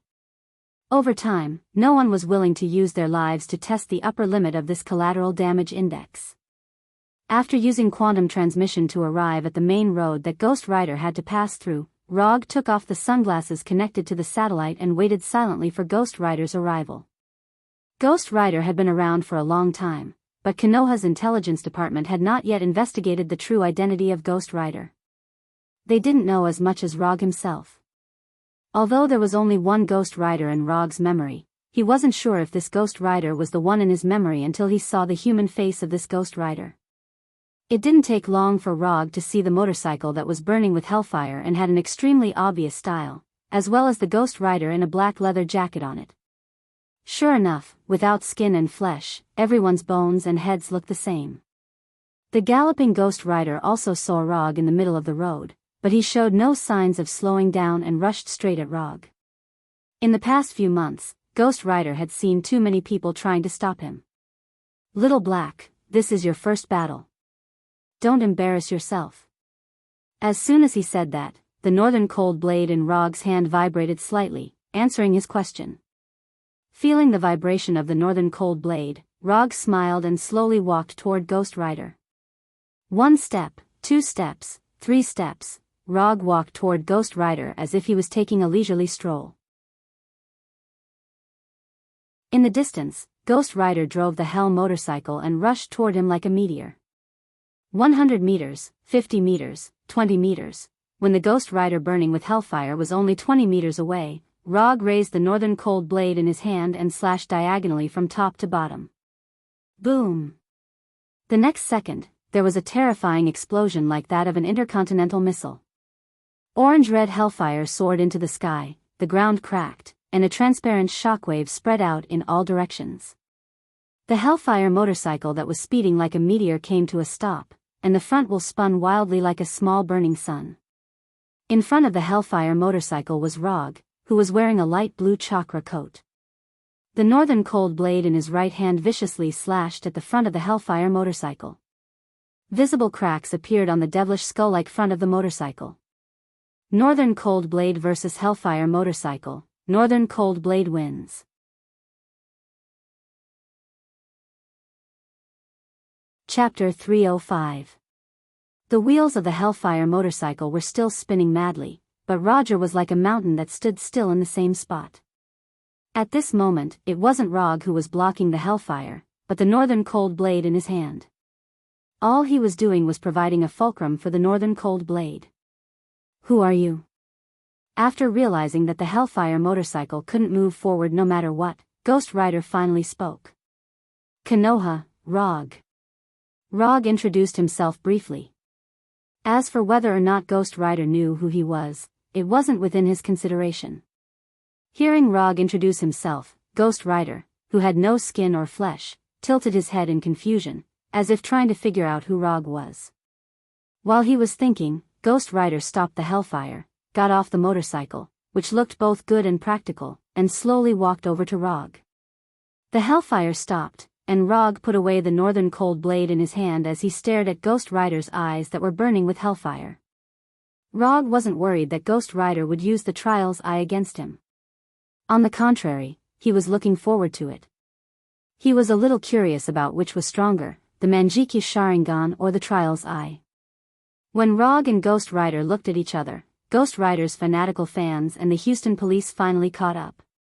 But when they saw that the person standing in front of Ghost Rider was the fourth Hokage, Rog, they couldn't help but stop in their tracks. Konoha's collateral damage was already deeply rooted in people's hearts, and very few people were willing to risk their lives to test this point. Although they didn't dare step forward, this didn't affect the fanatical fans filming. Phones were taken out one after another, and the cameras were aimed at Rog and Ghost Rider in the distance. Some fanatical fans even took out professional filming equipment and started filming seriously like frontline reporters. Compared with these fanatical fans, the Houston police clearly didn't have as much filming equipment. However, the Houston police had more advanced police helicopters. Under normal circumstances, these police helicopters were only suitable for capturing criminals. But now, these police helicopters had become the most professional reporters at the scene, sending the footage back to the police station. After the fanatical fans and the Houston police appeared one after another, the professional reporters appeared one after another. Interview helicopters from various newspapers and news channels also arrived at the scene. As more and more spectators gathered, Rog and Ghost Rider, who were the stars of the show, didn't seem to notice anything as they continued to look at each other. Rog didn't attack, and neither did Ghost Rider. Wearing a light blue chakra coat and orange-red hellfire, Rog and Ghost Rider sized each other up as if they were prey. Just as all the onlookers were wondering when the two of them would start fighting, Ghost Rider made the first move. A bone fist wrapped in hellfire flew straight at Rog's head. Although the speed of the bone fist was not fast, its strength was not small at all. In particular, the hellfire wrapped around his fist gave off a shockingly high temperature. If Ghost Rider wasn't attacking Rog right now, but an ordinary person, it would have been a headshot without a doubt. But Rog wasn't an ordinary person, and Ghost Rider's punch was too slow for him. After Ghost Rider punched, Rog raised his right hand and grabbed the hilt of the northern cold saber. Then, he drew and swung the saber as fast as lightning. Even the high-speed cameras didn't catch Rog drawing his saber. The only thing they captured was Ghost Rider's bone head flying high into the air. Not to mention the onlookers, even Ghost Rider himself didn't see how Rog drew his saber. It wasn't until his head flew up and the scene in his vision started to spin that Ghost Rider realized that his head had left his body. Hellfire gave Ghost Rider an immortal body, but it also deprived him of his normal senses. In Ghost Rider's form, he didn't have the sense of touch and taste that a normal human had, much less the so-called sense of pain. To some extent, this was a good thing, especially in battle. But at certain times, it would also bring some inconvenience, such as now. After sending Ghost Rider's head flying with one slash, Rog turned slightly to the side and dodged Ghost Rider's ferocious punch. Then, he sent the headless body flying with a kick. Ghost Rider was indeed very strong, and Hellfire was indeed very powerful. But Ghost Rider's combat skills were also undeniably bad. Not to mention that Ghost Rider was now facing Rog, who had been through hundreds of battles and had almost perfect melee combat skills. Even if it was an ordinary Konoha warrior in front of him right now, they would still be able to crush him in terms of combat skills. Rog didn't know if Ghost Rider would become very good at fighting in the future. He only knew that the current Ghost Rider was a combat rookie who only had strength but didn't have much skill. Yes, he was just a rookie. Although his head had been separated from his body, with the help of Hellfire, Ghost Rider's body quickly recovered his head and then reattached it. After moving his reattached head, Ghost Rider took off the chain wrapped around his body and covered it with Hellfire. Although Ghost Rider was only left with a skeleton, it didn't mean that he really had no brain. Although he didn't have a formal fight with Rog, Ghost Rider knew very well that he was far from being Rog's opponent in melee combat. In that case, he would use chain technique, which he was better at, to deal with him.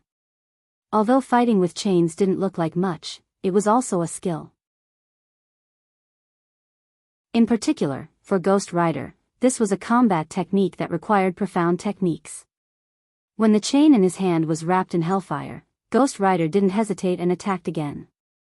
Unlike the previous straightforward attack, Ghost Rider, who used chain technique, finally looked a little bit like a warrior. The hellfire chain attacked Rog like a viper, and the seemingly simple chain became extremely flexible in the hands of Ghost Rider. Clang! Clang! Clang! Before the hellfire chain hit Rog, it was swung away one by the northern cold sword in his hand, turning into an irregular arc. The hellfire chain that was swung away didn't fall to the ground, nor was it taken back. It flew out of thin air and attacked Rog again. The orange-red hellfire chain was constantly thrown at Rog, but Rog didn't move a step. He stood in place and swung the northern cold sword again and again. In the eyes of the onlookers, Ghost Rider at this time was like a beast tamer who was taming a beast. And Rog was the beast baring its fangs and brandishing its claws. Chapter 306. From the looks of it, Ghost Rider had completely taken the initiative. Under his attack, Rog could only passively defend. But in fact, Rog was just testing the Northern Cold Saber's ability to take hits. Ever since he had created the Northern Cold Saber, he hadn't officially tested its ability, so he didn't mind testing it in actual combat. Little Black didn't have any objections to Rog's approach. As a weapon, he knew his duty very well. Moreover, when he was on the Golden Jack, Rog had already communicated with him about this. Ghost Rider's chain technique was indeed very exquisite, and could even be considered a pretty good offensive technique. But for Rog, Ghost Rider's chain technique was still a little too monotonous.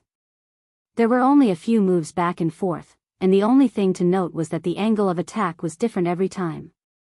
After neutralizing Ghost Rider's chain attacks one by one, Rog finally ended his passive defense and began to take the initiative to attack.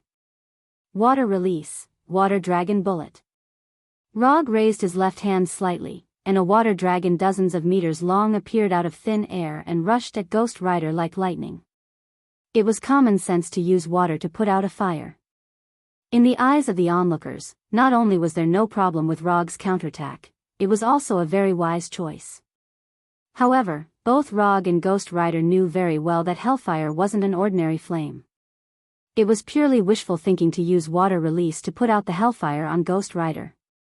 The menacing water dragon crashed into Ghost Rider, and the huge impact made Ghost Rider involuntarily take a few steps back. Then, there was nothing else. The hellfire on Ghost Rider's body was still burning fiercely, and the water dragon quickly evaporated and shrank, turning into steam. The pervasive water vapor shrouded the Ghost Rider like a fog, causing it to completely disappear from everyone's sight. After Ghost Rider's figure was shrouded in the mist, the chain wrapped around the hellfire was also withdrawn, as if guarding against Rog's sudden attack. The moment the hellfire chain was withdrawn, Rog raised his right hand again, and silver-white lightning surged out of his palm. Lightning evasion, lightning palm. More than a dozen silver-white lightning bolts as thick as an arm attacked Ghost Rider like giant dragons.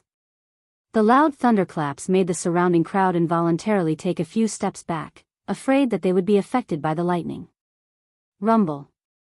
The thunder palm hit Ghost Rider in the mist without any suspense.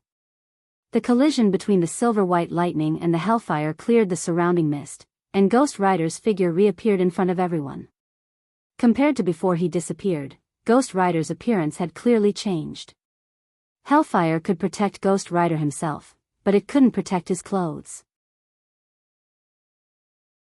Under the attack of the silver lightning, Ghost Rider's clothes were torn to shreds. Apart from the shoes on his feet, which were still intact, Ghost Rider's clothes and pants had all turned into pieces and fell to the ground.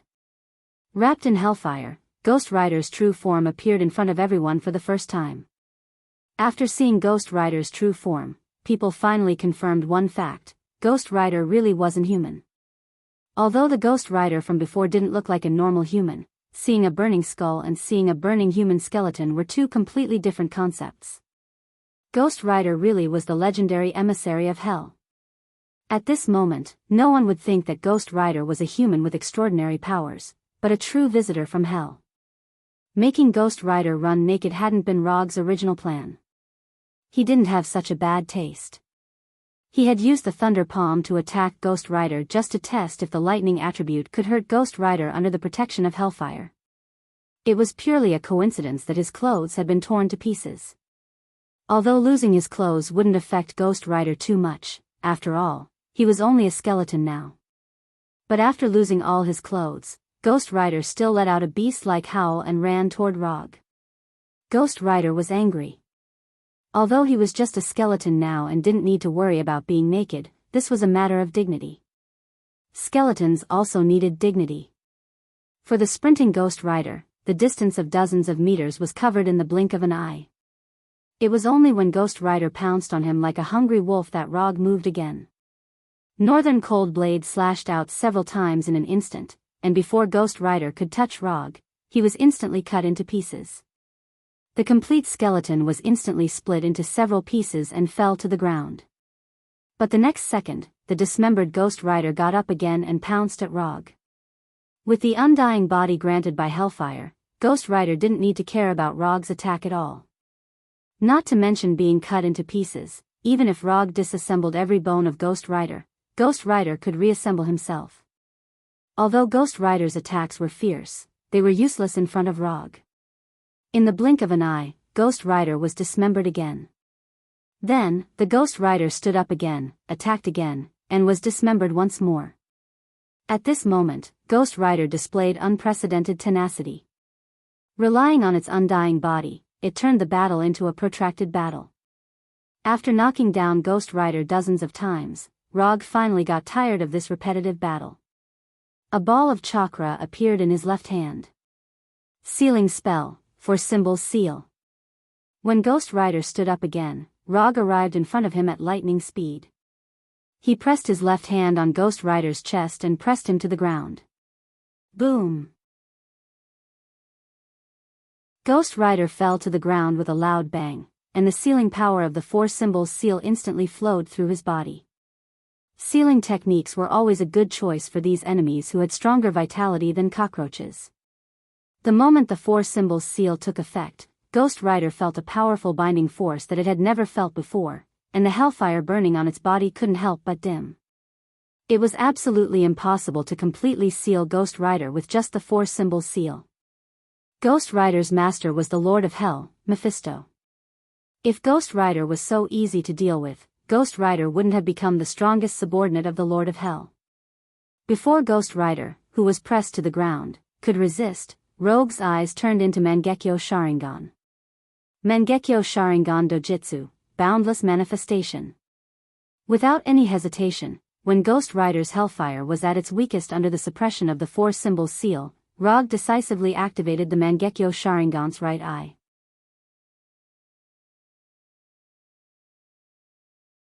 Chapter 307. This was the first time that Rogue had used omniscient phenomena on an uncooperative target.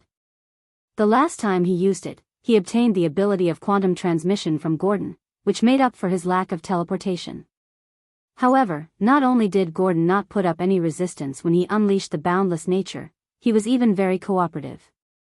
Unlike Gordon, Ghost Rider obviously had no intention of cooperating with Rogue.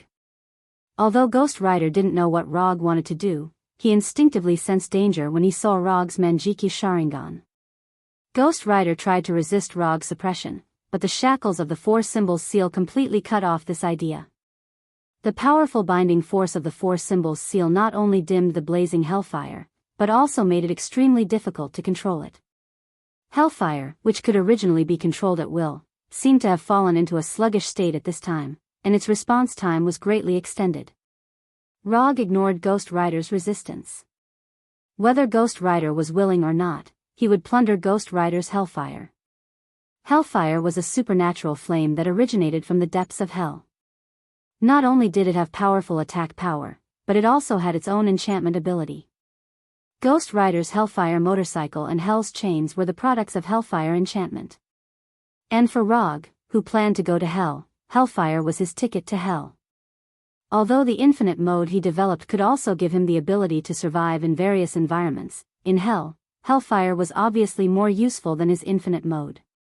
Therefore, whether it was from the perspective of enhancing his own strength or to go to hell, he had to get hellfire.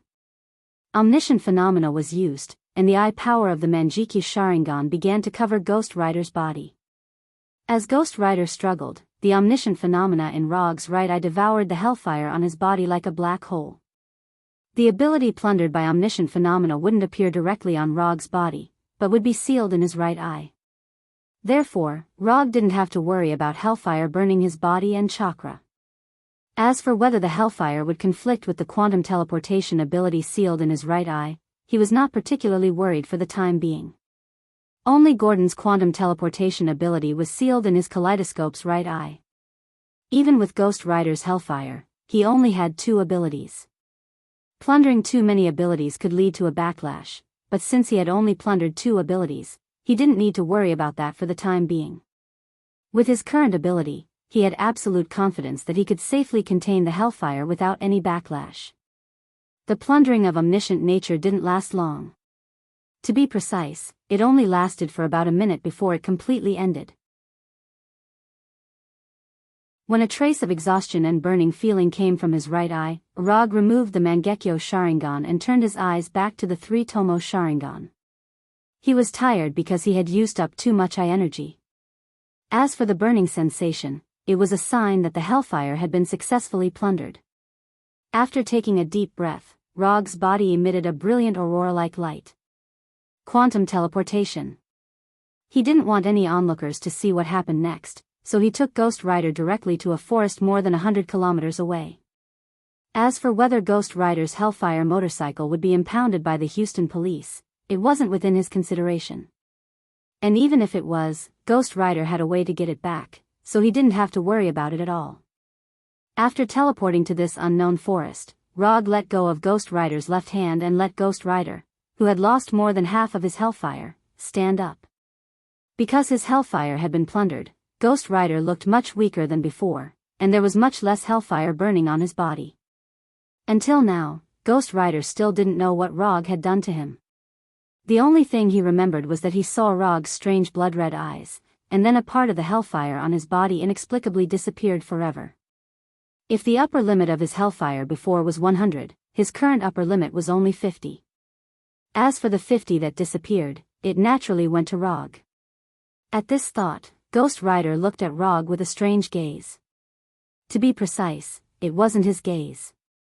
After all, he didn't have eyes in the normal sense, and there were only 2 balls of hellfire burning in his eye sockets. "What did you do to me?" Ghost Rider asked. Although he was already very familiar with hellfire, he still couldn't understand what had just happened. "Didn't you already feel it?" "I plundered your hellfire." As soon as he said that, Rog raised his left hand and summoned the hellfire that Ghost Rider was extremely familiar with. Looking at the hellfire in Rog's left hand, Ghost Rider fell into deep thought. He had always thought that hellfire was a power given to him by the Lord of Hell, Mephisto, and that it was a curse imposed on him after he signed the contract. But Rog proved that he was wrong. Rog didn't sign a contract with Mephisto, but he could also use hellfire. Moreover, Ghost Rider quickly realized that he was different from Rog. When he used hellfire, hellfire would burn his flesh and blood, turning him into a skeleton. But when Rog used hellfire, he could still maintain his human form, and his left hand was still in the normal form of flesh and blood. "How did you do it? Why can you maintain your human form?" Ghost Rider pointed at Rog's left hand and asked in confusion. "As long as the hellfire doesn't burn my body, it's fine, just like how you don't let the hellfire burn your clothes. And I'm different from you. I'm not Ghost Rider. I don't have your messy things in my body, either. I can maintain my human form if I want to," Rog explained casually. The reason why Ghost Rider was in the form of a skeleton was not only because of hellfire, but also because of their origins. Although hellfire was the signature power of Ghost Rider, its true power didn't come from hellfire, but from the spirit of vengeance. Only a Ghost Rider possessed by the spirit of vengeance was a true Ghost Rider. Therefore, Rog, who only used hellfire, had nothing to do with Ghost Rider, much less possess its skeleton form. Although Ghost Rider didn't quite understand the second half of what Rog said, he roughly understood why Rog could maintain his normal human form. Looking at Rog, who was no longer hostile, Ghost Rider removed the hellfire on his body and turned himself back into a naked human.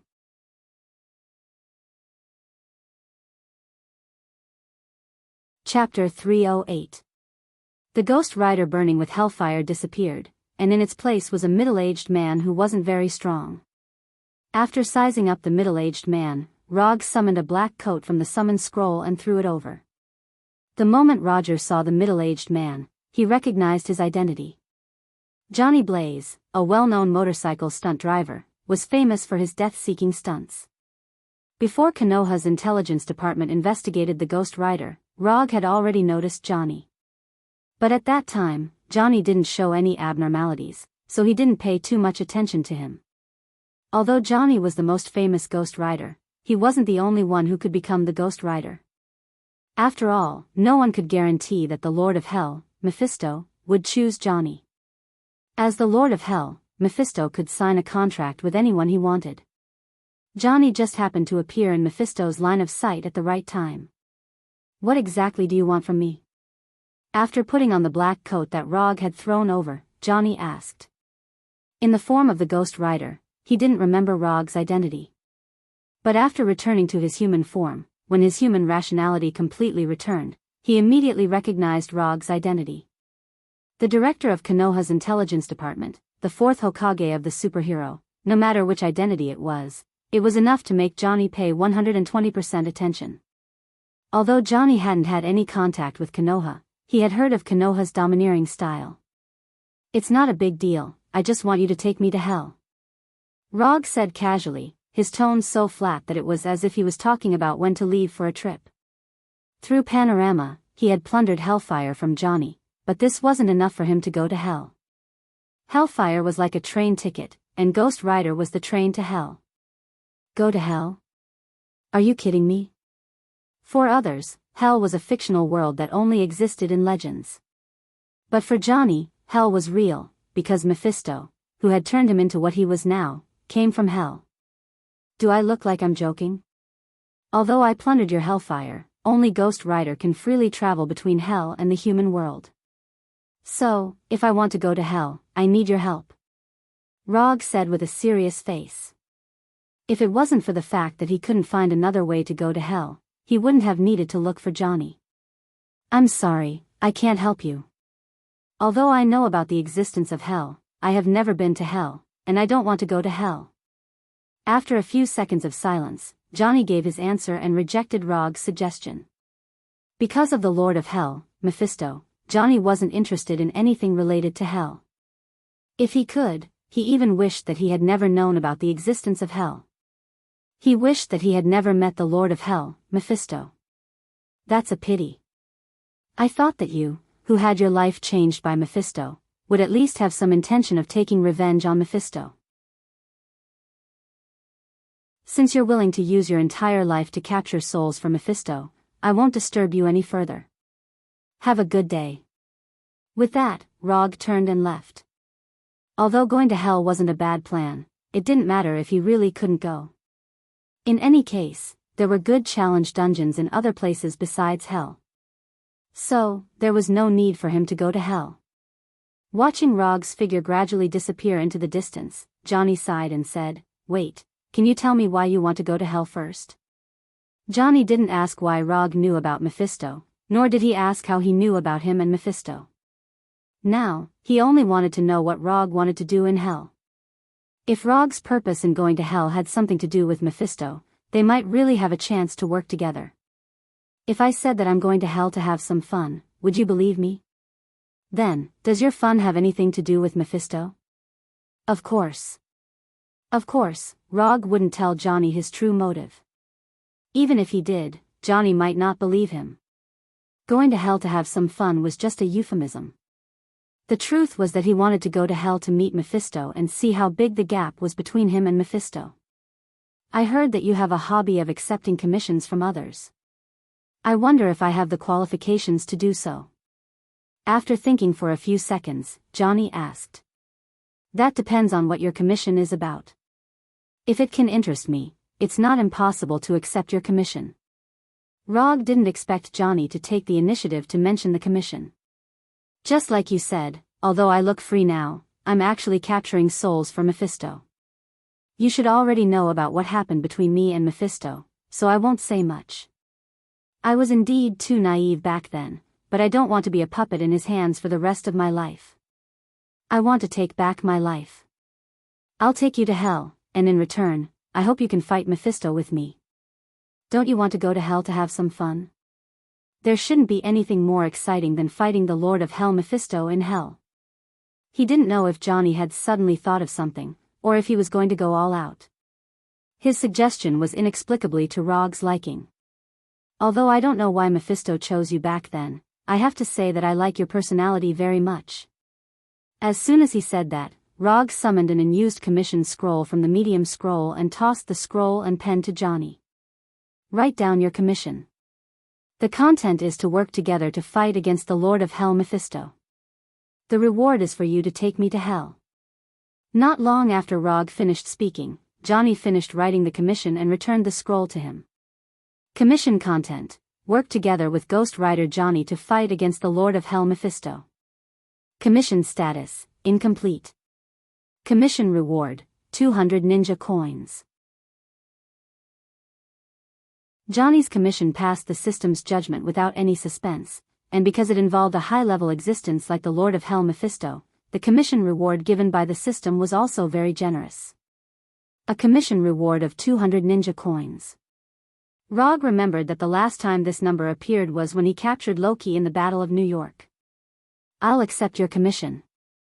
After receiving Johnny's request scroll, Roger gestured for Johnny to go ahead with his hand. What do you mean? Johnny glanced at Rog and asked doubtfully. Open the passage to hell. If you don't go to hell, you can't complete the commission. I don't know how to open the passage to hell. Johnny answered softly.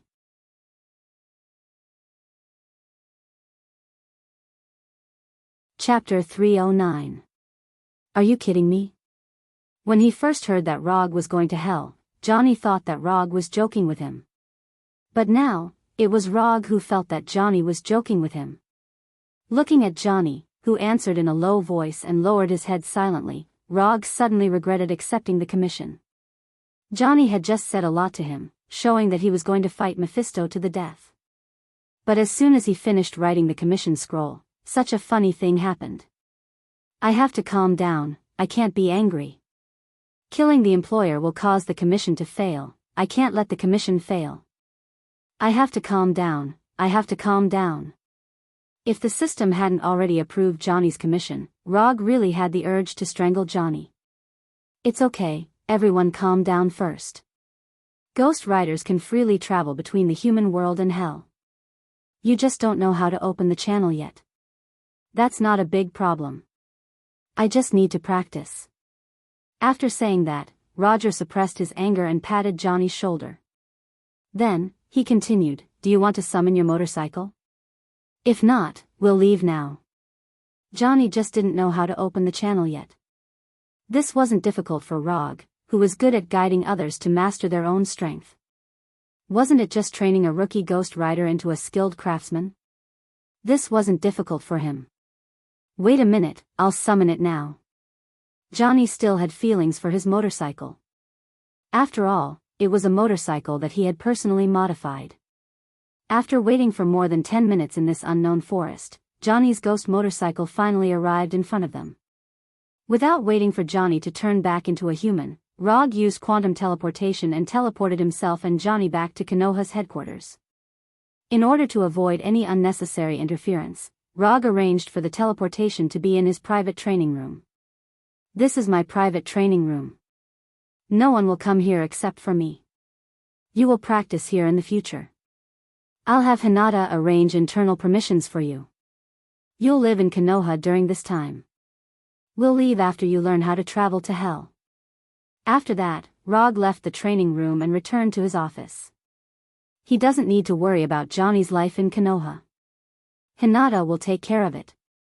What he needs to do is to familiarize Johnny with the power he already has. For example, the dimensional teleportation ability to freely travel between the human world and hell. While training Johnny, he also needed to familiarize himself with the hellfire that he had just plundered.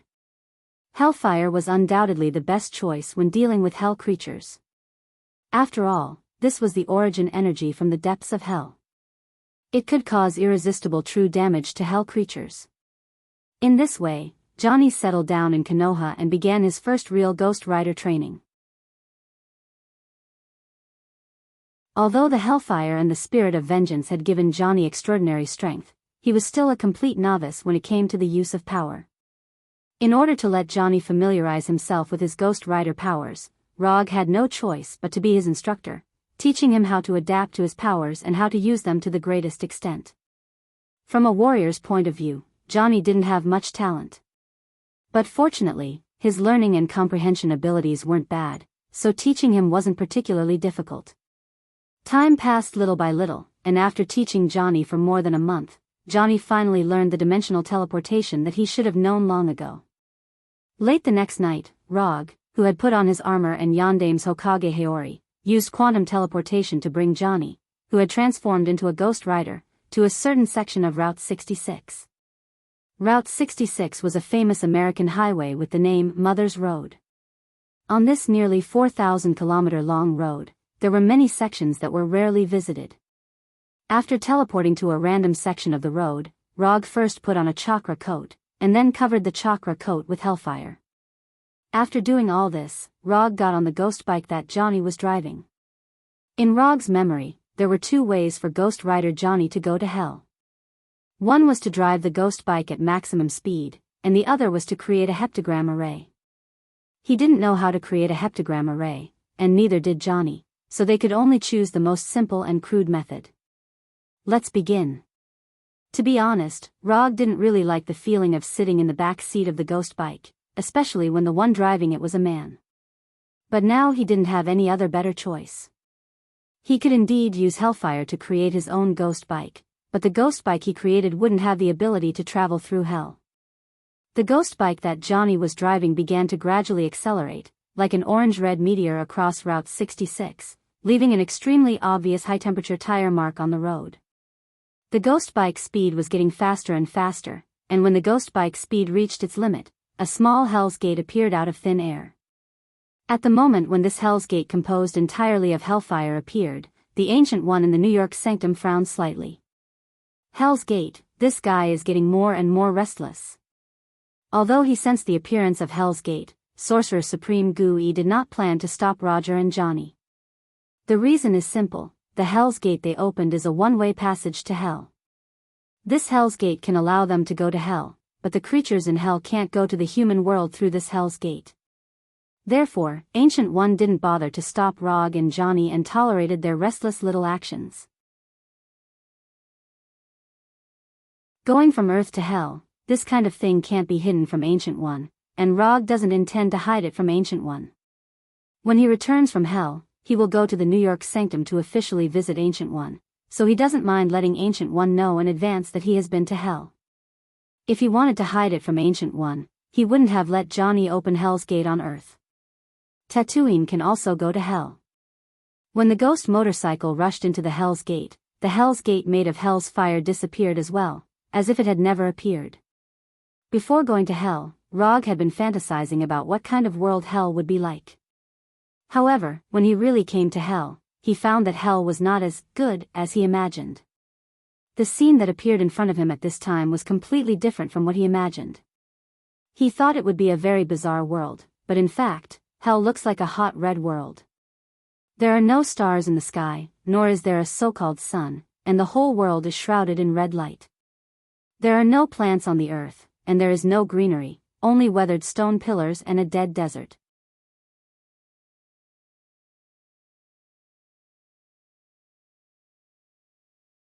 Chapter 310. Looking at his surroundings, Rog shook his head in disappointment. Looking at the scene in front of him, rather than saying that this was the legendary hell, it was more like an unknown alien planet. While Rog was looking around, Johnny was also looking around curiously. Although Johnny was a ghost rider, this was his first time in hell. And unlike Rog, Johnny didn't have experience in other worlds, so everything in front of him was a new experience. Compared with Earth, which was full of oxygen, the air in hell was full of poisonous gases, and there was also the smell of sulfur.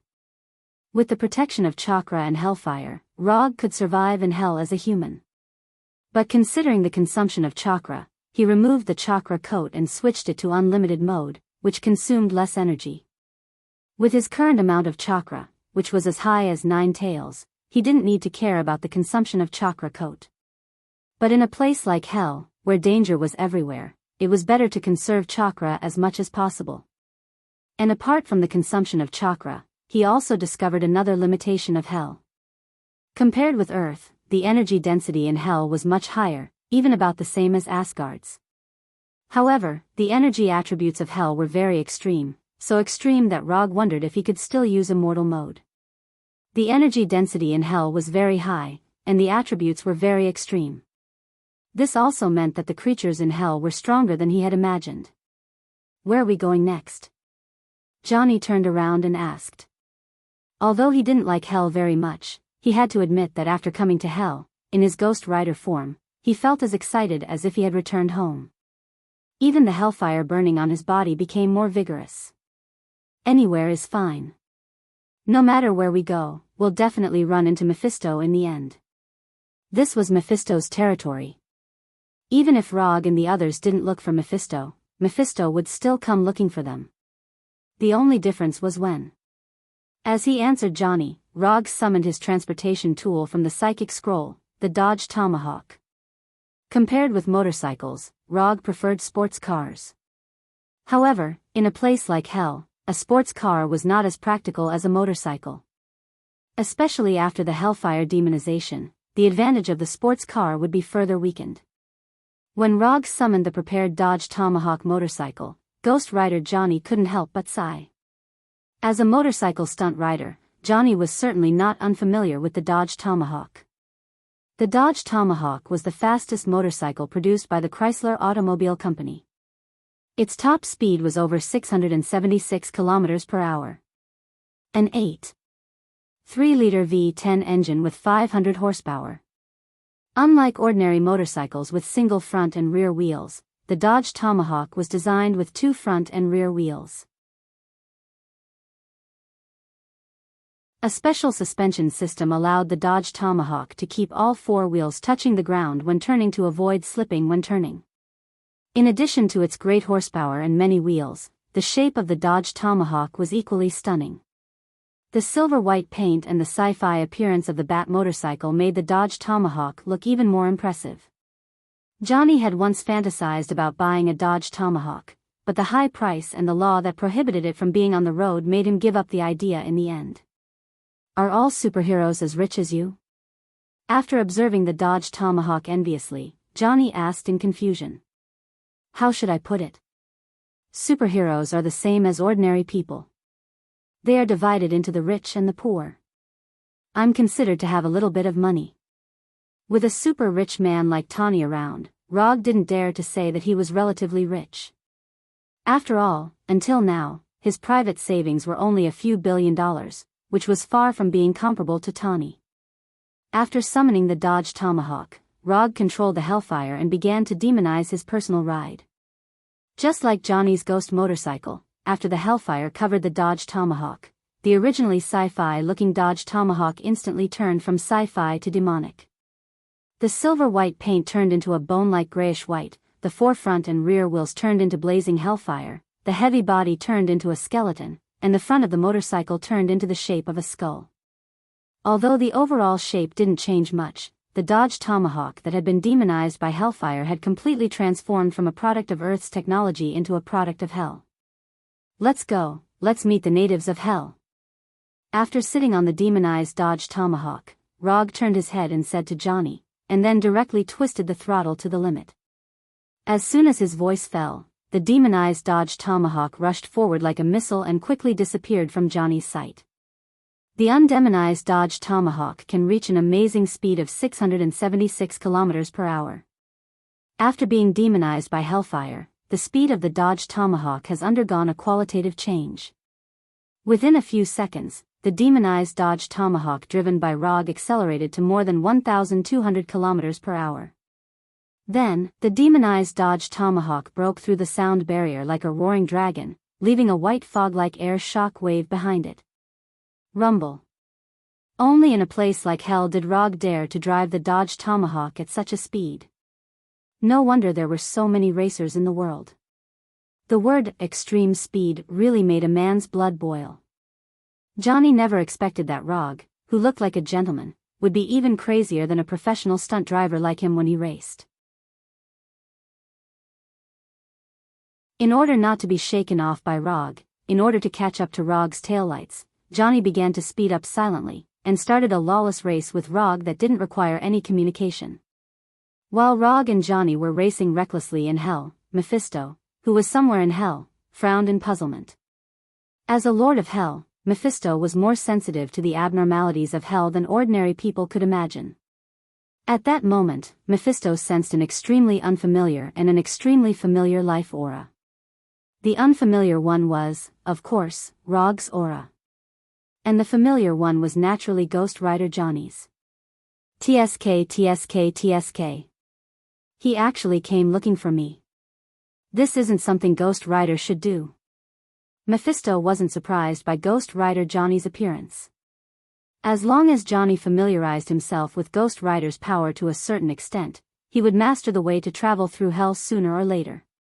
But what Mephisto didn't expect was that Johnny would actually bring an unfamiliar human to hell.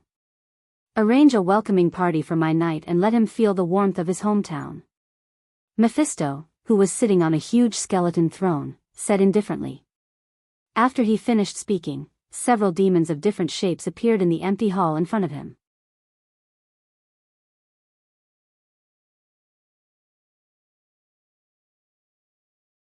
Chapter 3:11. At that moment, Rog didn't know that Mephistos had already arranged a welcoming party for them. But even if he did, he wouldn't have cared too much. It was only a matter of time before Mephistos discovered them. Besides, they had no intention of hiding their tracks at all.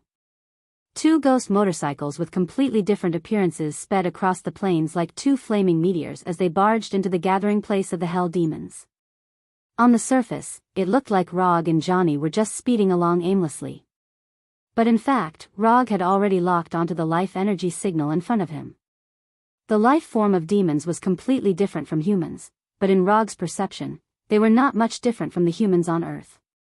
The only difference was that demons had stronger life energy, and the light they emitted was more dazzling. Johnny, who was following behind Rog, had no idea what Rog was planning. Logically speaking, as a Ghost Rider, he should be the main character of this trip to hell. But after being personally taught by Rog for more than a month, he decisively gave up this right. Professional matters had to be handled by professionals, and in Johnny's eyes, Rog was a professional.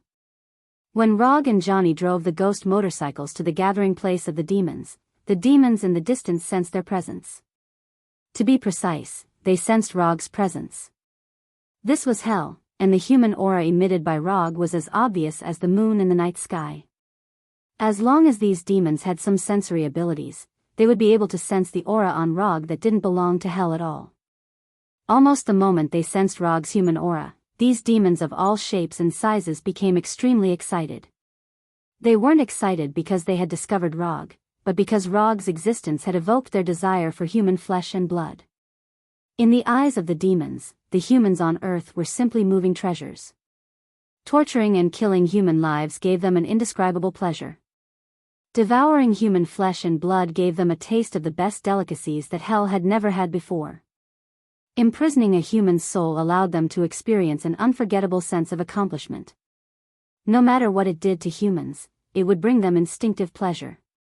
This was also the main reason why the demons in hell never forgot about the humans on Earth.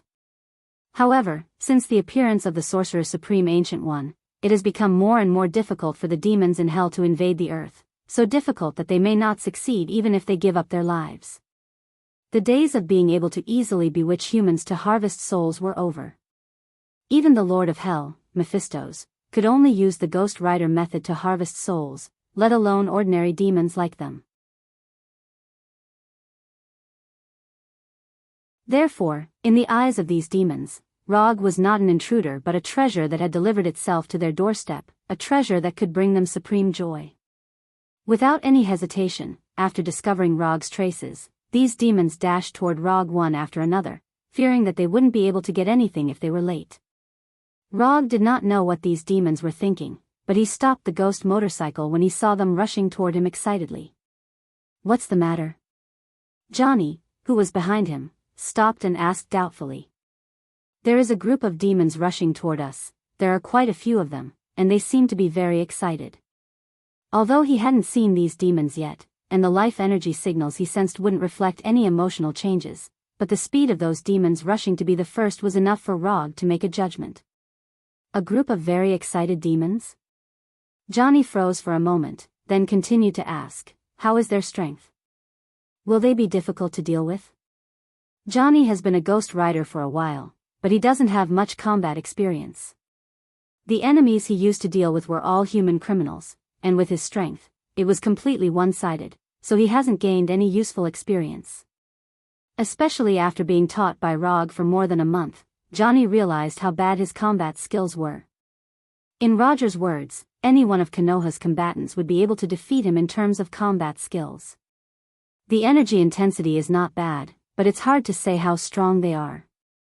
Energy intensity was energy intensity, and strength was strength. For experienced people, energy intensity was equivalent to strength to a certain extent. But it also depended on who the person was. Johnny the Ghost Rider was a good example. After transforming into a Ghost Rider, Johnny's energy intensity was stronger than that of the Punisher Abomination and the others combined. But in a real battle, the Punisher Abomination alone could play with Johnny until he couldn't fight back. "Then should we retreat for now?" Johnny asked uncertainly. He was just a stunt rider. Although he had some combat experience after transforming into a Ghost Rider, he was far from being a real warrior. "No need, and there's no point in hiding. They'll catch up sooner or later. Let's use them as an appetizer. We'll split them in half so that they won't say that I'm taking advantage of you." With that, Rog started the ghost bike again and drove toward the demons in the distance. As for whether Johnny would follow, he didn't really care. If Johnny didn't even have the guts, he wouldn't have needed to look for Mephisto. He would just obediently be Mephisto's puppet. Looking at Rog getting further and further away, Johnny stood there for a few seconds before finally starting the ghost bike and chasing after him. Aren't they just a bunch of excited demons? Let's do it. Not long after, the group of excited demons appeared in front of Rog and Johnny.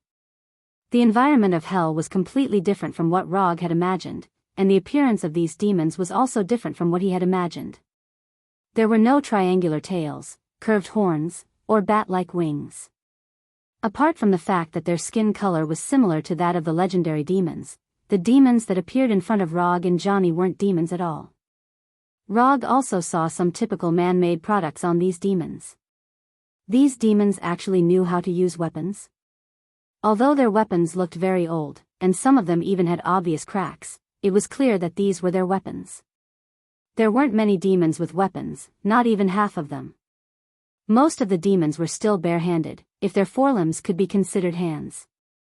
Just looking at the appearance of these demons, it was hard to believe that they were products of the same race. There were only a few dozen demons in front of them, but Rog had already seen more than 10 forms. And this was only the vanguard.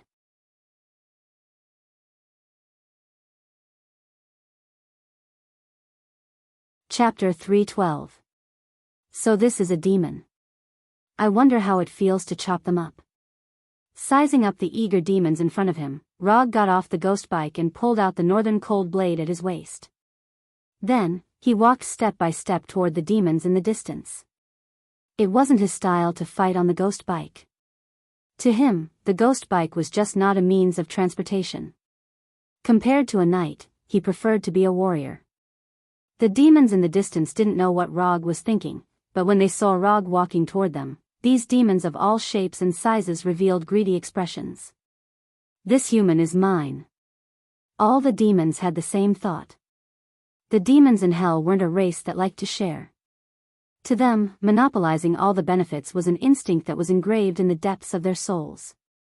Rather than hoping that these guys would learn to share, it was better to hope that they would become vegetarians. At least this way, the chances would be higher. In order to monopolize Rog, this human, to taste the long-awaited delicacy, and to satisfy their greed, these demons attacked almost at the same time. Compared to these fierce demons, Rog, who was wielding the northern cold blade, seemed a little weak, like a helpless lamb that had barged into a pack of wolves. I can only kill 17 of the 34 demons. That's not enough. Only Rog would have such a thought when facing the attacks of more than 30 demons. Behind him, Johnny, the ghost rider, saw so many demons swarming over, and the first reaction in his mind was to retreat. It wasn't that Johnny was timid, but that he had a normal reaction that a normal person would have. It wasn't Johnny who was wrong, but Rog. Just as Johnny was considering whether he should help Rog, Rog was already fighting with the demons. The black northern cold blade slashed at one of the demons like black lightning. The dull blade instantly cut through the demon's arm and chopped off his entire right hand. After cutting off the demon's arm, the first thought that came to Rog's mind was that the demon's blood was red. Although a strange thought appeared in his mind, his attack did not stop at all. The northern cold saber in his hand flew up and down, drawing out one black arc after another. Every time the northern cold blade swung out, it would take away a part of the demon's body. Be it an arm, a leg, or a head. At this moment, Rog was even more demonic than these demons. He was mercilessly and efficiently killing these natives of hell. If it were other intelligent creatures, facing Rog's extremely efficient slaughter, they would involuntarily feel fear and retreat. However, the demons in hell were not ordinary intelligent creatures. Not only did Rog's massacre not make them feel the slightest fear, but it also aroused the bloodlust in their hearts, making them even crazier. All kinds of weapons and sharp claws attacked Rog. Some of the demons who had mastered energy attacks even threw magma-like long-range attacks at Rog. These demons' attacks could not be said to be weak, and the damage they caused was also very substantial. Unfortunately, these injuries did not appear on Rog's body. Because of their size, the smallest demon here was almost half a meter taller than Rog. Not to mention, there were some demons that were 7 or 8 meters tall. Being small meant that the target was small, which meant that the hit rate was low. Most of the fierce attacks of the demons landed on their own kind. As for the remaining ones, Rog easily dodged them. These demons used their actions to prove what was the correct way to injure teammates. From Rog and Johnny's point of view, these demons were a team. But in reality, these demons had nothing to do with the so-called team. They only appeared at the same place at the same time to try to capture the same target. Therefore, injuring teammates was not in their consideration at all. And the more demons died, the fewer competitors they had. Who said that demons only knew how to act recklessly? Sometimes, they could be quick-witted, such as now. Facing these demons' siege, Rog displayed exquisite close combat skills, as if he was a merciless killing machine. Flesh and blood splattered everywhere, and screams were heard. Under Rog's storm-like attacks, these demons looked like they were beaten up badly, but in reality, they did not suffer any serious casualties. Until now, there were only 5 or 6 demons that had truly lost their lives. Although the demons' regenerative ability was not as crazy as the symbiotic demons, their unique life form gave them the tenacious vitality of a cockroach. Injuries that could be fatal to ordinary creatures were only minor injuries to them. What was more troublesome was that every demon's fatal parts were not the same. Most creatures had the same weakness. For example, the weakness of humans was the heart and brain. But demons were different. Their hearts and brains were not important, not to mention their limbs and internal organs. To demons, as long as their core was still there, they would not die. The core was not only the core of a demon's life, but also their source of energy. But each demon's core was located in different places. Even if 2 demons looked exactly the same, their cores may not be in the same place. Although the insight of the Sharingan was good, it was not enough for Rog to see the core of these demons. This also caused him to be unable to increase his killing efficiency. Although in the eyes of Johnny and the other demons, his killing efficiency was already amazing, as he had killed 5 to 6 demons in less than 10 minutes, Johnny and the rest of the demons had already been killed. If he had the Byakugan, it would be a lot easier now. At this time, Rog couldn't help but think of the Byakugan. But thinking about it, he didn't intend to change his Sharingan. After once again crippling the demon in front of him, Rog used the body flicker technique to escape the encirclement of the demons, and then used a new fire release ninjutsu. Hellfire Release, Grand Fire Annihilation. A flame came out of Rog's mouth. When the flame flew toward the demons in front of him, the orange-red hellfire appeared out of thin air, and merged with the chakra flame of Grand Fire Annihilation, turning into a terrifying flame with a lighter color and a higher temperature. The fusion of Hellfire and Fire Release was Rog's latest research result. And these Fire Release merged with Hellfire is the so-called Hellfire Release. When Hellfire Release, Grand Fire Annihilation flew in front of them and turned into a burning sea of fire, these demons who were in a state of excitement and fanaticism felt a tremor from the depths of their soul.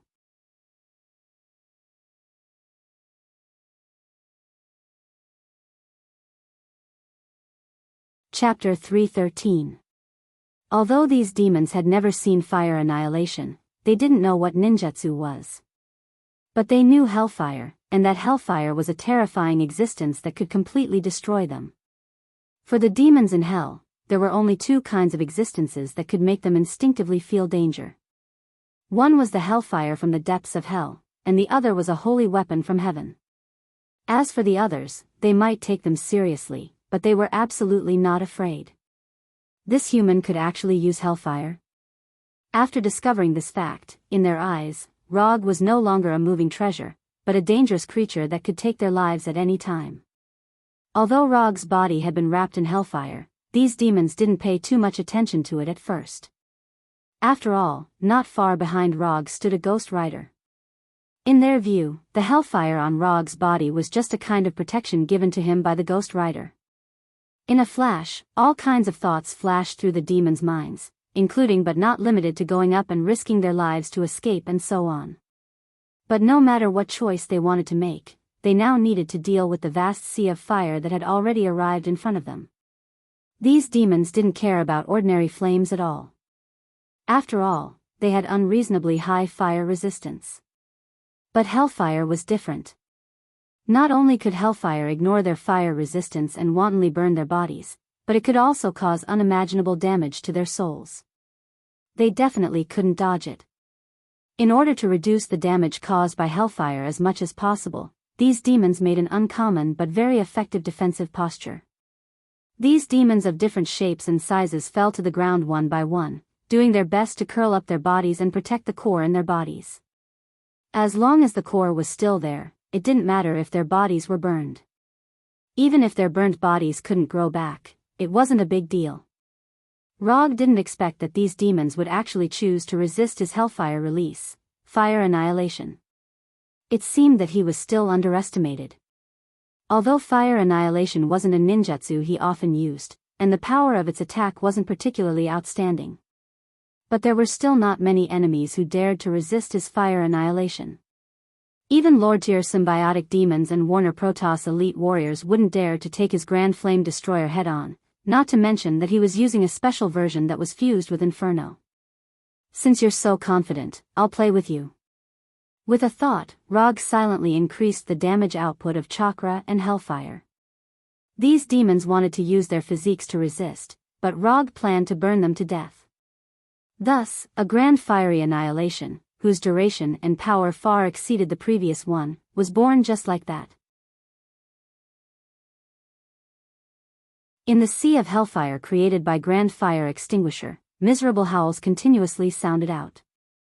Because of the sea of fire, the surrounding temperature suddenly rose by several degrees. The apocalyptic sea of flames persisted for tens of seconds before Rog finally ended his hellfire escape, Grand Flame Annihilation.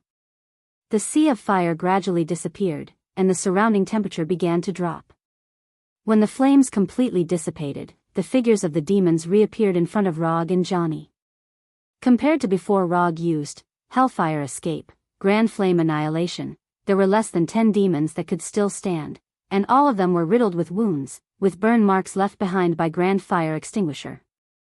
More than half of the demons were incinerated, and not even the most basic corpses were left behind. As for the remaining ones, the life force in their bodies had fallen to an unprecedented low.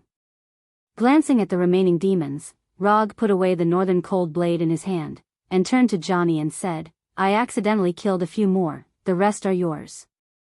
Originally, they agreed to split it half, but Rog didn't expect that these demons were more fragile than he thought. After sensing that the life force of these demons were disappearing one by one, he decisively ended his Grand Fire Extinguisher. But even so, more than half of the demons still died in Hellfire Escape, Grand Fire Extinguisher. You should deal with it. You've already beaten them to this extent. It's fine to end them while you're at it. Johnny glanced at the demons who didn't have much vitality left, and hesitated for a few seconds before giving a silent answer. Although he was already a ghost rider, Johnny was still a stunt rider at heart. He wasn't interested in fighting at all. You'd better get used to fighting demons. They're just appetizers who came to us voluntarily. The people sent by Mephistopheles aren't as easy to deal with as they are. I don't want to have to worry about your safety while fighting Mephistopheles. Do you understand? Mephistopheles wasn't a weakling. In Johnny's current state, he had no chance against Mephistopheles at all. Thus, Rog had to make the best use of his time to let Johnny grow up. At the very least, he had to let Johnny get used to fighting demons. Do we really have to do this? Johnny didn't have a good impression of demons, but dealing with these demons who were already riddled with wounds and didn't have much ability to resist made him feel like he was bullying the weak. Don't be so wishy-washy. They're not human. Don't be so saintly. Rog said unhappily. He could understand Johnny's desire to be a good person, but it also depended on the time and the kind of people he was facing. Only an idiot would feel pity for a demon. Under Rog's urging, Johnny slowly walked in front of the demons and turned the chains on his body into ghost chains. What happened next was a one-sided massacre. Although Johnny didn't have much combat experience, a ghost rider was a ghost rider after all. His combat instincts were enough to crush these demons who didn't have much combat strength left. After Johnny completely ended the lives of these demons, Rog started his ghost bike and continued driving into the distance. How Johnny wanted to digest this battle was his own business. All he had to do was provide a suitable environment for Johnny. As Rog and Johnny drove the ghost bike into the distance, 3 demons with no specific form rushed toward them like ghosts. The demons that had just appeared were just small fries attracted by Rog's human scent. These 3 demons with no specific form were the real feast that Mephistopheles had prepared for them. Stop the bike, we're being watched. The ghost bike that was speeding like a flaming meteor stopped.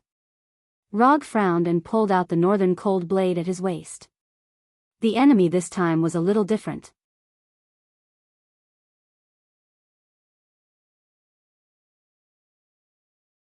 Chapter 3:14. Rog sensed the 3 demons rushing toward them. In his perception, the life energy signals of the 3 demons were obviously different. The intensity of their life energy was higher, and he also sensed the existence of natural energy on them. Are there a lot of them? Will they be difficult to deal with? Johnny stopped beside Rog on the ghost motorcycle and asked seriously. Only 3. They'll be harder to deal with than the previous ones. Although they hadn't officially fought and hadn't even seen each other, it could be seen from the intensity of their energy that the enemies this time were more difficult to deal with than the previous ones. Not everyone was like Johnny, who had energy but didn't know how to use it properly. Be mentally prepared. This battle will be a good challenge for you. After saying that, Rog walked down from the ghost motorcycle and pulled out the northern cold blade from his waist. Although the northern cold blade was a weapon, it couldn't be put into the psychic scroll like other weapons. Unless Rog put the northern cold blade, which was Blackie, into a special container and then put the container into the psychic scroll, Blackie, as a living creature, couldn't be put into the psychic scroll. Blackie didn't like the feeling of being imprisoned, and Rog didn't have the hobby of imprisoning his companions, so the northern cold blade became the only weapon he needed to carry with him.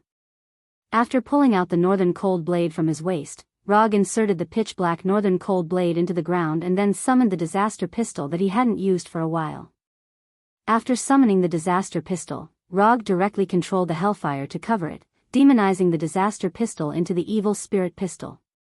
Under the hellfire's demonization, the disaster pistol's appearance also changed from the earth style to the evil spirit style.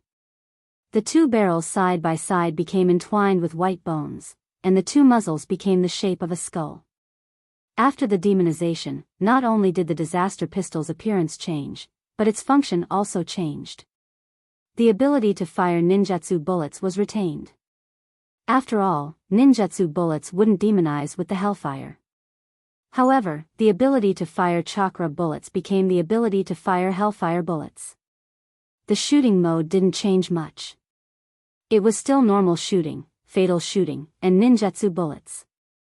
He would use the evil spirit calamity pistol for long-range attacks and the northern cold blade for melee attacks. Before the three demons appeared, Rog was already prepared for battle. Looking at Rog loading the disaster pistol with ninjutsu bullets, Johnny also took out a double-barreled shotgun he carried with him, enchanted it into an evil spirit shotgun, and removed the chain wrapped around his body.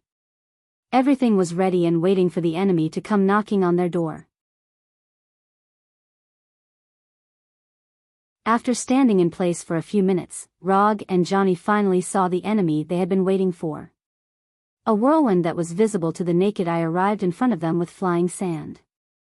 Then, it condensed into a human figure. When the whirlwind demon appeared, an orange-red flame followed closely and turned into a human figure beside the whirlwind demon. About a minute after the two demons appeared, the third demon finally arrived. It surged out of the ground like a mole and condensed into a body made of stones and mud. Whirlwind, flames, earth, the demons that were chosen by Mephistos to be part of the welcoming team were indeed impressive. They were different from the other demons they had met before. Kneel, human. Before Rog and Johnny could say anything, the demon made of whirlwind spoke first. Judging from the strength of its energy and its position, this demon that had mastered the power of wind should be the leader of this welcoming team. What surprised Rog even more was that this whirlwind demon actually knew the language of Earth. You want me to kneel? Huh, did Mephistos give you the guts to do that? Or do you think that the three of you have the ability to make me kneel? Rog replied with disdain. He didn't care about these three demons that had mastered the power of nature at all. Although there weren't many people who had mastered the power of nature, there were quite a few who had died at his hands. For example, the three Storm brothers in Warner Protoss. His Majesty's order is to capture the two of you alive. Even if you're crippled, you can still report back. Just as he finished speaking, this whirlwind demon took the initiative to attack. The whirlwind demon raised its right hand casually, and dozens of wind blades that resembled sickles flew towards Rog and Johnny. Like transparent wind blades, they shot towards Rog and Johnny at a speed faster than bullets, arriving in front of them in an instant. Although they didn't have a physical body, the power of these wind blades wasn't any weaker than real sharp blades. Not to mention that Rog was only a human, even demons with stronger physique and defense would be cut in half after being hit by the wind blades. Perhaps it was because the whirlwind demon hated Rog, or because it felt that Rog was stronger, but most of the wind blades were aimed at him. As for the wind blades that flew towards Johnny, there were only a few of them. Just as these wind blades were about to hit Rog and cut him into pieces, Rog finally moved. Rog pulled out the northern chill blade from the ground at an unimaginable speed. He closed his eyes and casually waved the northern chill blade in his hand. Clang, clang, clang, clang, the northern chill blade's blade clashed with the wind blades, and the sound of metal clashing rang out. The clashing sounds rang out one after another, and the wind blades released by the whirlwind demon were shattered one after another. In less than 3 seconds, Rog had shattered all the wind blades that were attacking him. After easily dispelling the whirlwind demon's attack, he opened his tightly shut eyes and snorted in disdain. You want to hit me with this little trick? You're so naive. Rog casually dealt with the whirlwind demon's attack, while Johnny seemed to be in a much more difficult situation. Although there weren't many wind blades that were attacking him, to Johnny, who didn't have much battle experience, they were fast and transparent. They were very difficult to deal with. The evil spirit chain wrapped in hellfire blocked one of the wind blades with difficulty, and then the rest of the wind blades hit Johnny's body without any suspense.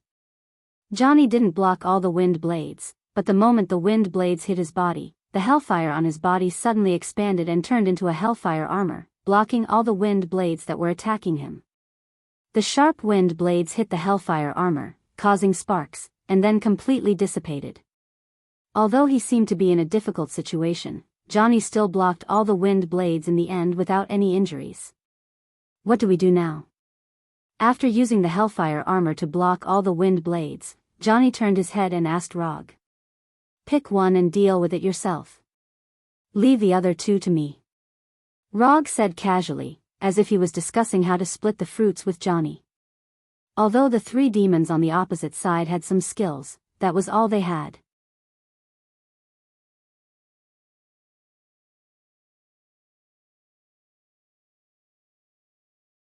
Chapter 3:15. I want the one with the dirt body. After seriously sizing up the three evil demons, Johnny made a decision. Compared to the two demons with the whirlwind body and the flame body, the dirt demon that appeared last looked easier to deal with. At least his body looked sturdier and didn't have the unreal feeling of the whirlwind and flame demons. No problem, he's yours. Rog didn't have any objections to Johnny's choice. No matter which demon Johnny chose, it was all the same to him. Seeing that Roger and Johnny didn't care about them at all, the three demons were dissatisfied. The whirlwind around the whirlwind demon became even fiercer, while the flames on the flame demon became even more vigorous. As for the dirt demon, the earth demon, it became even bigger. They had always been the ones ignoring others. When was it their turn to be ignored? Without any communication, the three demons that controlled different powers of nature attacked Rog and Johnny. They wouldn't attack as Rog and Johnny had planned. The whirlwind demon relied on its superior speed to attack Johnny first, trying to quickly finish off this inexperienced Ghost Rider. Although Ghost Riders had an innate advantage against demons, it depended on which demon they were facing. To the demons of hell, Ghost Rider was like their natural enemy. However, there were many Ghost Riders that had died at the hands of demons. Just as the whirlwind demon turned into a whirlwind and attacked Johnny, Rog, wielding the northern cold blade, arrived in front of Johnny first. Your opponent is me. Rog raised the northern cold blade in his hand and slashed at the whirlwind like lightning. Using a blade to slash at a whirlwind didn't seem like a wise choice, but it also depended on who was wielding the blade. Chi! The pitch-black northern cold saber emitted streaks of silver-white electric snakes. The dull saber emitted a dazzling silver-white light, like a laser slashing through the tornado. The roaring whirlwind immediately split in two, like a river being split by a giant rock, and bypassed the northern cold blade. The whirlwind demon didn't really want to fight with Rog. Compared to Rog, the inexperienced Ghost Rider was clearly a more suitable target. He would deal with the soft persimmon Ghost Rider first before gnawing on the hard bone Rog. The whirlwind demon's choice wasn't wrong, but he looked down on Rog too much. The two smaller whirlwinds had just swept past Rog when they were met with a hellfire wall. Blackie didn't like being covered by hellfire, so Rog had never covered the northern cold blade with hellfire. But this didn't mean that he couldn't use hellfire while using the northern cold blade. Enchanted weapons were only one of the abilities of hellfire. Compared to enchanted weapons, Logue preferred to directly control hellfire in battle. The hellfire wall that soared into the sky completely separated the whirlwind demon from Johnny. Before the whirlwind demon could change direction, the hellfire wall slammed into him like a huge wave. Boom. The hellfire wall slammed into the whirlwind demon like a huge wave, and then slammed into the ground, turning into a raging sea of fire. The moment the hellfire wall slammed into the whirlwind demon, Rog used lightning body blink to leave the spot to avoid being hit by the hellfire wall. Rog, who used lightning body blink, not only disappeared in an instant, he also appeared in front of the flame demon like a ghost. Water release, hard whirlpool water blade. Before the flame demon could react, a whirlpool formed from water appeared in front of him, firmly binding him. The flames on the flame demon's body weren't hellfire. Chakra's water release was enough to suppress it in terms of attributes. Using the water whirlpool to bind the flame demon was just the prelude to water release, hard whirlpool water blade. Under the gaze of the flame demon, Rog's left hand created a water whirlpool, and condensed it into a rapidly spinning water javelin. Not good, danger. Just as the flame demon's heart was alerted to the danger, the water javelin's tip hit his chest. The moment the spinning water javelins came into contact with the flame demon's chest, they turned into a huge waterspout. Like a roaring water dragon, they sent him flying. From Rog using lightning body blink to the flame demon being sent flying by the hard whirlpool water blade, everything happened in the blink of an eye. The whirlwind demon that was hit by the hellfire wall didn't have time to stop Rog, and the slow earth demon didn't even have time to react. In order to cause enough damage to the flame demon, Rog used all his strength in the hard whirlpool water blade this time. The water tornado that hit the flame demon was more than 10 meters thick, and like a water dragon, it swallowed and sent the flame demon flying. Under the huge impact of the water tornado, the flame demon was sent flying for several hundred meters, and most of the flames on his body were also extinguished by the water tornado. After seriously injuring the flame demon with one move, Rog's figure disappeared again. To deal with enemies like the whirlwind demon and the flame demon, he had to end the battle quickly. Otherwise, once they reacted and directly used elemental incarnation, the battle would become a protracted battle that Rog hated the most. After being hit by the hellfire wall, the whirlwind demon reformed his body, intending to launch another attack. But at this moment, Rog appeared in front of him again, and condensed a ball of chakra in his left hand. Sealing technique, for symbols seal. Rog didn't expect the whirlwind demon to choose to reform his body. If the whirlwind demon had chosen to maintain its whirlwind or tornado form, he might not have been able to finish off the whirlwind demon so quickly. But the whirlwind demon's action of reforming his body gave him an opportunity to kill the whirlwind demon. As soon as the whirlwind demon's body reformed, the four symbols seal in Rog's left hand hit his lower abdomen, and a powerful sealing power instantly covered his body. Damn it! The moment the four symbols seal took effect, the whirlwind demon sensed danger. But it was already too late. The four symbols seal couldn't bind the whirlwind demon forever, and Rog didn't need it to last for too long. As long as the four symbols seal could forcefully bind the whirlwind demon for a period of time, it would be enough. Rog saw a finger-sized core in the whirlwind demon's illusory body, and a core that emitted a faint green light. Say hello to Mephisto for me. Rog's voice sounded in the whirlwind demon's ear, and then a beautiful silver arc appeared. The cold northern blade, wrapped in silver lightning snakes, slashed through the air and hit the whirlwind demon's body, and the small core in his body. Bang! When the cold northern blade's blade hit the faint green core, a faint sound like glass shattering rang out. The core shattered, and the whirlwind demon died. From the moment Rog blocked the whirlwind demon to the moment the whirlwind demon's body dissipated like a breeze, only a short 2 to 3 seconds had passed. And in these short 2 to 3 seconds, the whirlwind demon was dead, and the flame demon was severely injured. After witnessing Rog's smooth attack from where he stood, Johnny realized just how big the gap between him and Rog was. No, this was no longer a gap, but a moat that couldn't be crossed.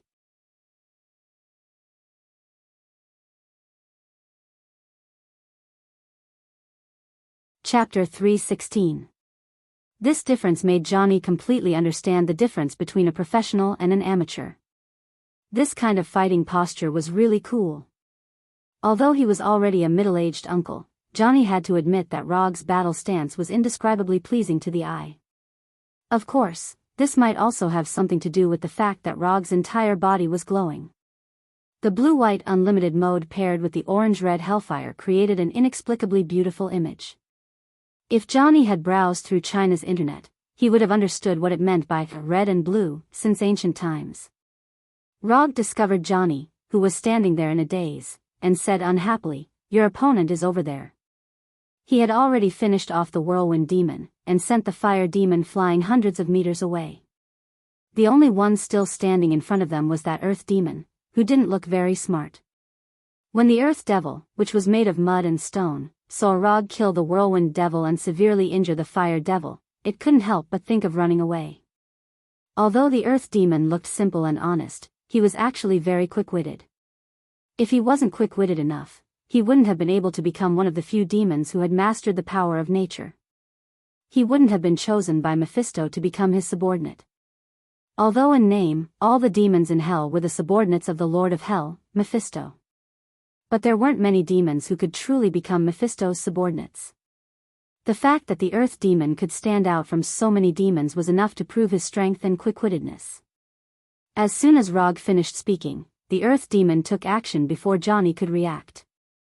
The earth demon's body began to dissipate rapidly, and his entire body shrunk rapidly as if it was collapsing. Although the earth demon didn't know how Rog had killed the whirlwind demon instantly, he keenly discovered an important point after seeing Rog shatter the whirlwind demon's core with one slash. Energy body.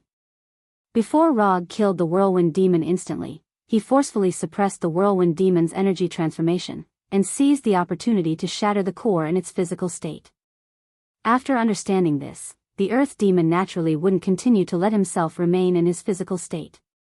The materialization of the body meant that the core was also materialized, which meant that there was a risk of it being destroyed. The earth demon's judgment wasn't wrong. His eyes were sharp and his actions were resolute. However, he had placed most of his attention on Rog and neglected his true opponent, Johnny the Ghost Rider. Just as earth demon's body began to dissipate, Johnny's evil spirit chain appeared in front of him and bound him tightly as if it had a life of its own. Damn it! The moment he was bound by the evil spirit chain, Earth Demon cursed and tried to break free from the evil spirit chain. The Earth Devil wasn't afraid of the evil spirit chain's attack, even if the hellfire wrapped around the evil spirit chain would burn his body. What he was truly troubled by was the binding of the evil spirit chains, which had interrupted the process of transforming his body into energy. Although the shackles of evil spirits did not have any sealing power, and could only rely on binding the opponent's movements, the hellfire on the shackles of evil spirits was a natural counter to demons.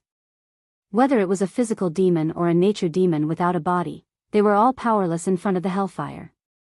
If a simple body of energy could avoid the damage of the hellfire, then the hellfire wouldn't be one of the most feared powers of demons.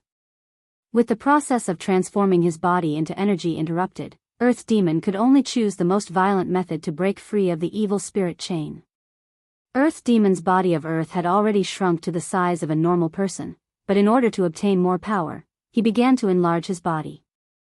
The larger his body, the more power he had, and the more likely it was for him to break free.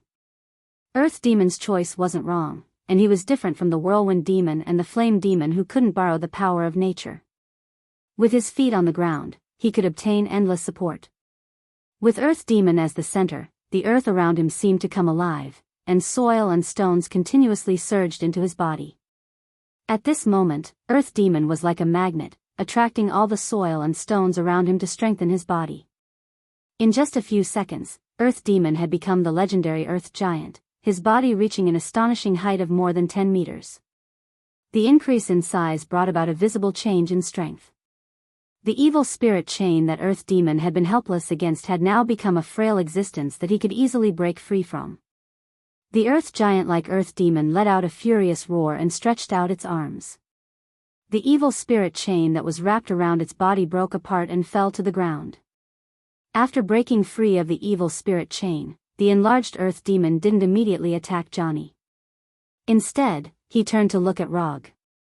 Or rather, he glanced at the northern cold blade in his hand. Earth Demon wouldn't let the tragedy of the Whirlwind Demon repeat itself. After confirming that the northern cold blade wasn't long enough to pierce through his body and destroy his core, Earth Demon turned his gaze back to Ghost Rider Johnny. This was the first time Johnny had seen the evil spirit chain break. Caught off guard, Earth Demon's giant fist, which was about the same size as Johnny's body, hit him hard and sent him crashing to the ground. Boom!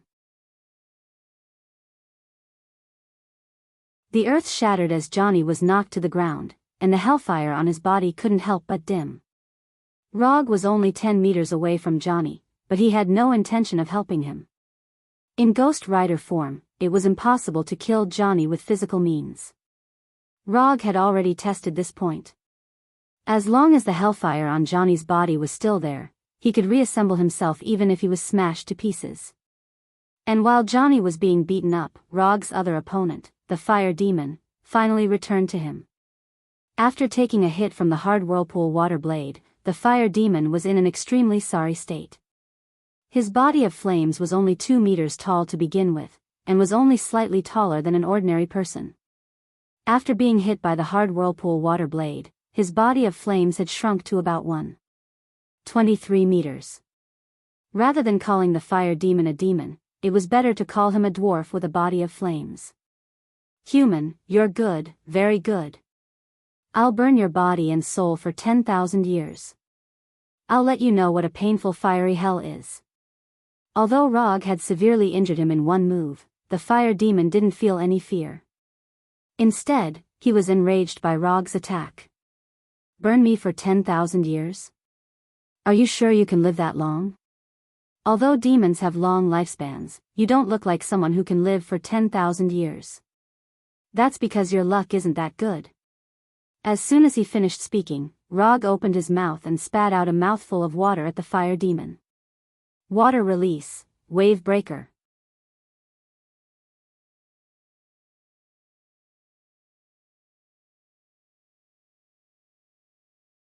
Chapter 317.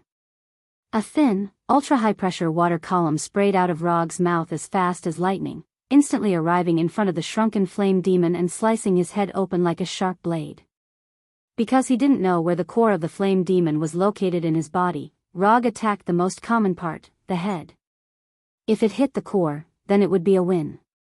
If the core wasn't in the head, then it didn't matter. The Inferno demon didn't expect Rog to attack so quickly and without hesitation. The water ripple cut open the flame demon's head without any suspense, and then, nothing changed. Although the flame demon seemed to be a little more impulsive than the earth demon and was more prone to getting carried away, this didn't mean that he would really put the vital core in his head. Because the core wasn't hit, the flame demon's cracked head quickly recovered. But this time, he didn't spout nonsense at Rog. The first time was the hard whirlpool water blade, and the second time was the water ripple.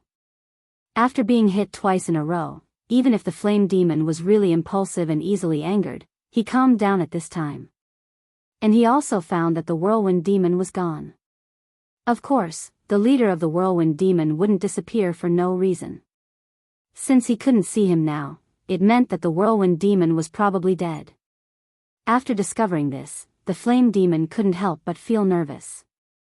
In terms of strength, the whirlwind demon was the strongest of the three of them. But the strongest whirlwind demon was the first to die, which scared the flame demon a little. From the time he was sent flying to the time he came back, only 4 or 5 seconds had passed at most. In other words, the human in front of him had killed the whirlwind demon in just 4 or 5 seconds. Thinking of this, the flame demon finally understood why Mephisto said to arrange a welcoming team. To put it nicely, it was a welcoming team, but to put it bluntly, it was cannon fodder to test the strength of the other party. Where did this human come from? Is he the disciple of the Ancient One? What is he doing in hell, traveling? The flame demon couldn't figure out Rog's purpose.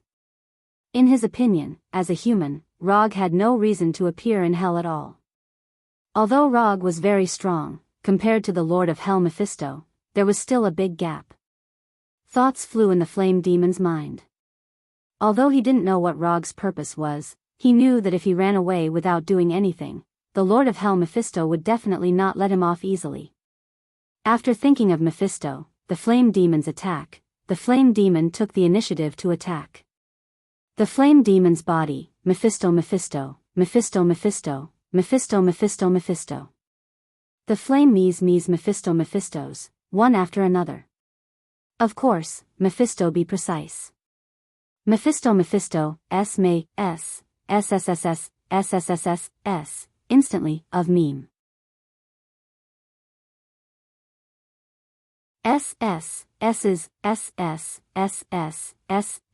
However, the flame demon was wrong about one thing, and that was that Rog did not even consider dodging. Rog raised the northern cold saber in his hand and decisively slashed at the incoming fireball. Unlike the whirlwind demon's wind blade, the flame demon's fireball could still cause damage even if it didn't hit its target. Art is Patrick Starr. The northern cold blade in Rog's hand hit a fireball without any suspense. Then, an orange-red flame soared into the sky.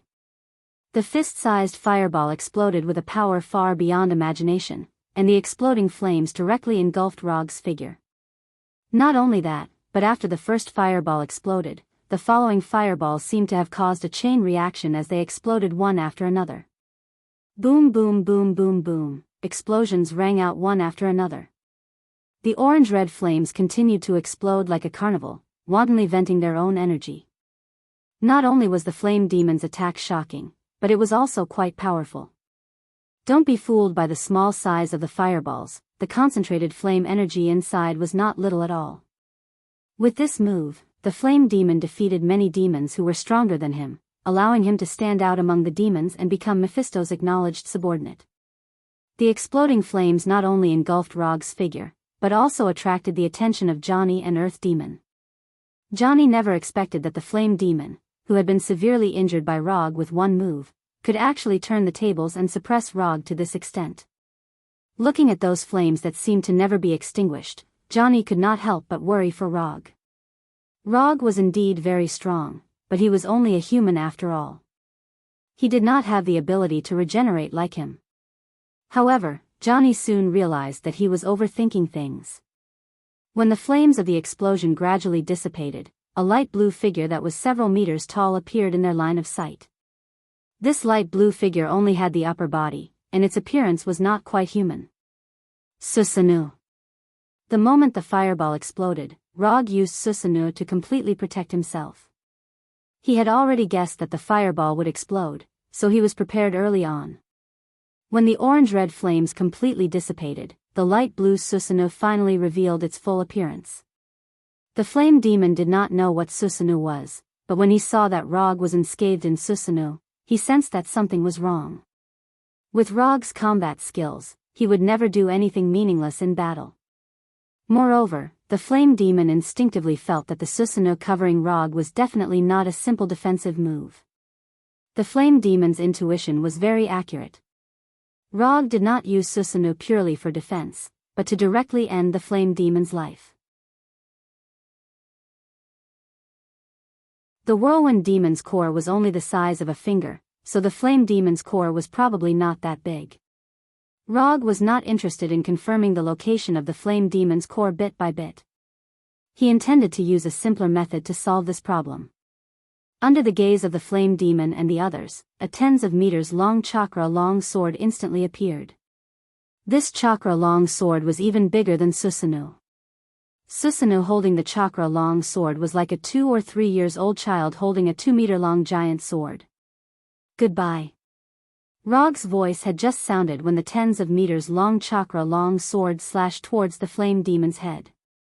At the moment when the chakra-long sword appeared, the flame demon already had the idea of retreating, but the Susanoo's speed was faster than he imagined. The flame demon had not had time to leave when the light blue chakra-long sword had already arrived in front of him. One sword kill.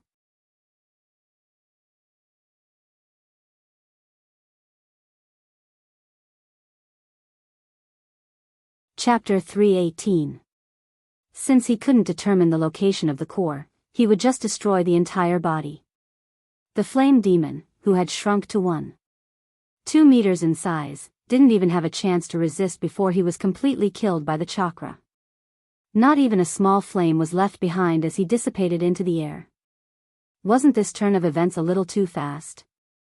The earth demon had just been rejoicing over the fact that the flame demon had the upper hand and suppressed the stronger Rog. But in the blink of an eye, the flame demon had died under the Susanoo's chakra. Less than a minute had passed since the start of the battle. But in less than a minute, the whirlwind demon and the flame demon had died one after another without leaving a single mark on Rog. I can't stay here any longer. I definitely can't stay here any longer. The Earth Demon didn't think that he had the ability to fight two people at once. Escape, no matter what, he had to escape. Although the punishment from the Lord of Hell Mephisto was terrifying, that was something he had to consider after he survived. And compared to Mephisto's punishment, the Earth Demon was even more unwilling to die here for no reason. He had grown from the most ordinary demon step by step, from an existence that anyone could bully and humiliate to a demon that controlled the power of the earth. The Earth Demon, who had been born ordinary, cherished his life and status more than the Whirlwind Demon and the Flame Demon. I haven't become a demon lord yet. I haven't become a famous great demon. I definitely can't die here. The immense pressure brought about by death made the Earth Demon erupt with even more power. The Earth Demon clenched his fists and smashed Ghost Rider Johnny's body with a heavy hammer, shattering Johnny's bones into pieces that flew in all directions. This wasn't the first time the Earth Demon had beaten Johnny to a pulp, but it was the same every time. Johnny, who had been reduced to pieces of broken bones, would recover with the help of the Hellfire. Unlike the previous few times, the Earth Demon didn't give Johnny a chance to reconstruct his body this time. After beating Johnny into a pile of broken bones, the Earth Demon took the opportunity to place his hands on the ground. The solid ground gradually softened, and within a few seconds, the thick ground became as soft as liquid. The rocks and broken bones on the ground quickly sank as if they had fallen into water. When there was not a single bone in sight, the Earth Demon retracted its hands and allowed the ground to return to its original state. After doing all this, the Earth Demon did not say another word and ran away. Not only that, but the Earth Demon's 10-meter-tall body was also shrinking as he ran. The materialized body was too big, and it would take more time to elementalize.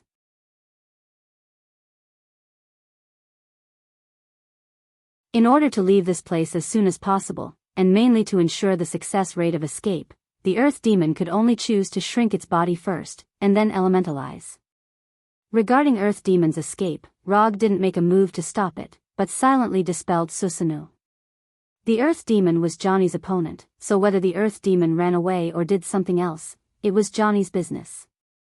Moreover, Rog didn't care if the Earth Demon could successfully escape. It would be best if Johnny could leave the Earth Demon behind. If he couldn't, it could only mean that Johnny was still too weak.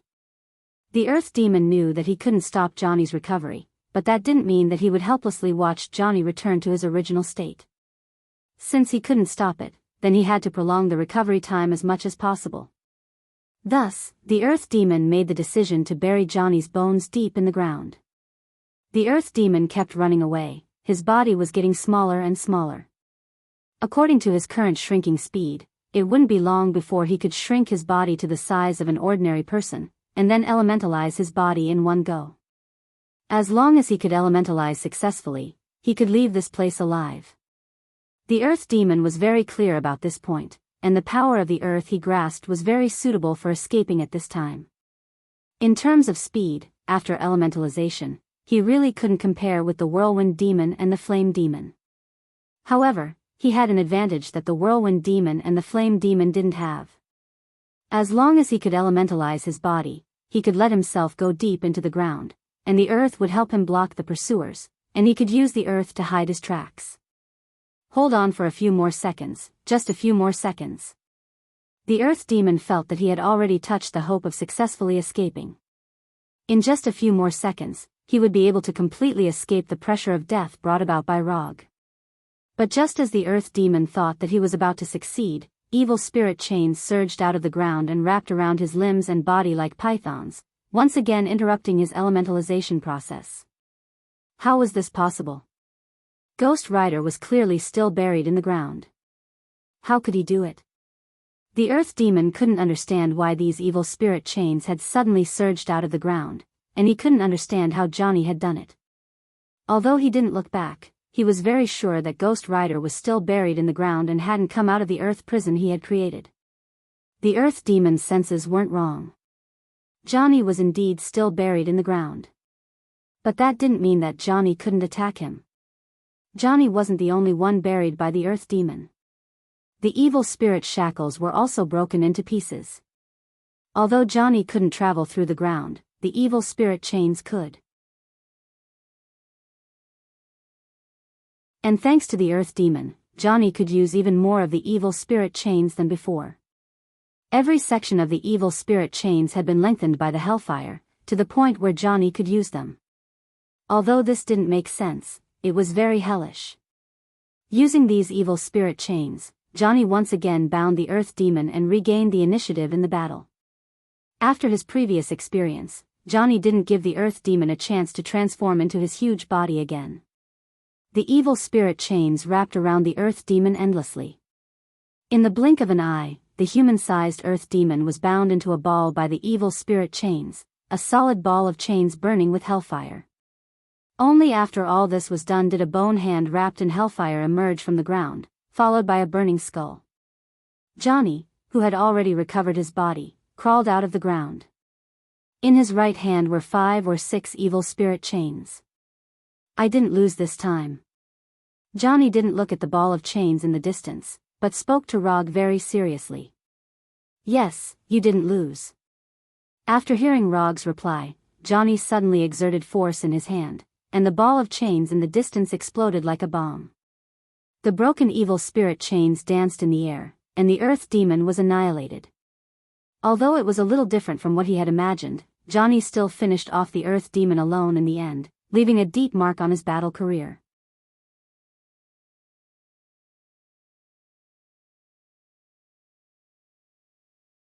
Chapter 319. Well done. Johnny's move to deal with the Earth Demon was indeed not bad. He was getting better and better at using the evil spirit chain. Furthermore, Johnny finally had the aura a qualified warrior should have. If Johnny had let the Earth Demon leave just like that, Rog wouldn't have said anything, but he would still be a little disappointed. However, Johnny still ended up with a pretty good result, and dealt with the Earth Demon in a simple and crude manner. Where are we going next? Johnny asked after reforming the broken evil spirit chain and wrapping it around his body. Anything is fine. No matter what we do, we'll meet Mephisto in the end. Rog didn't know where Mephisto was, nor did he have any interest in using Chakra's sensing ability to search for Mephisto. Then, will we encounter other demons later on? I seem to like the feeling of fighting demons. Johnny was silent for a few seconds before he said excitedly. As a ghost rider, killing demons with his own hands gave him an inexplicable sense of joy, as if he was born to do so. I don't know. It depends on Mephisto's arrangements. If he feels the need to continue testing us, then we'll continue to meet the demons he sends out. If he doesn't feel the need, then we'll meet him in person. Rog replied calmly. He wouldn't be surprised no matter what arrangements Mephisto made. When Johnny got back on his ghost bike and was about to leave, Rog suddenly stopped him. Since we have time now, let me tell you something. This was the first time Johnny had seen such a serious expression on Rog's face. Perhaps in your eyes, I'm very strong and can easily deal with those demons. But Mephisto isn't an ordinary demon. He's the Lord of Hell, the strongest in hell. I can have the advantage against other demons, but against Mephisto, I won't have any advantage at all. So, before Mephisto appears, I think it's necessary to remind you that Mephisto is very powerful, very powerful. Even if we join forces, our chances of defeating him are less than 10%, or even lower. If he was alone at this time, Rog would not have any hesitation. Even if he couldn't defeat Mephisto, he had a way to successfully escape from Mephisto. However, he wasn't alone now. He still had to consider Johnny's safety. Are you saying that we should leave hell now? Johnny knew that Mephisto was very strong, but he had no idea how strong Mephisto was. He had only seen Mephisto's once when they signed the contract. He knew that Mephisto's was a lord of hell and a very powerful demon. That was all. After seeing Rog's serious expression, Johnny realized that he had never understood Mephisto's. It's up to you whether you want to leave now. After all, you're the only one who has the ability to travel through hell. I just want you to know how dangerous it is to face Mephisto's. If anything goes wrong, you and I will stay in hell forever. Whether it's necessary to gamble with your life to fight for that slim chance of freedom is something you have to seriously consider. Rog wanted Johnny to know how dangerous the journey ahead would be. After all, Johnny wasn't him and didn't know how terrifying Mephisto was. According to his estimation, Mephisto in hell would be at least at the Heavenly Father level, which was the Heavenly Father level where Odin and Ancient One were. Although the Heavenly Father level was only one level higher than the Earth God level. This level was the difference between heaven and earth, just like the difference in mass between the Earth and the Sun. If Rog remembered correctly, a Thanos without an Infinity Stone was the so-called Heavenly Father level. And such a Thanos was already a super overlord that was famous throughout the universe. Apart from those super big shots who basically didn't show their faces or make a move, Thanos was one of the ceiling of individual combat power in the universe. If a Heavenly Father level Thanos was already so terrifying, there was no need to mention those Heavenly Father level existences. What's more, Rog and Johnny were still in hell controlled by Mephisto. Fighting against a Heavenly Father level existence, and in his domain at that, a narrow escape was already considered the focus of the goddess of luck. Is Mephisto really that strong? He can't even appear on Earth often? Johnny wasn't doubting Rog, he just found it hard to imagine that the old demon with gray hair was really that strong. That's because there's an existence as powerful as him silently guarding Earth, so all the demons, including Mephisto, can't easily appear on Earth.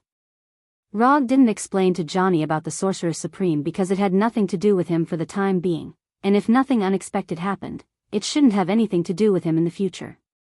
What about your opinion, do you want to leave? Mephisto is so powerful, and the reward I paid was just to bring you to hell, would you want to give up the commission? Johnny didn't answer Rog's question directly, but instead asked Rog. Give up the commission? Ever since I became a ninja, I've never given up on a commission. As a ninja with good professional ethics, I just don't want my employer to suddenly die. You've already paid me, so no matter what, I'll carry out the commission. You only need to consider your own safety now. Is there a need to use your life as a bet for a slim chance? Although the commission said that he had to work with Johnny to fight against the Lord of Hell, Mephisto, it wasn't impossible if he was alone.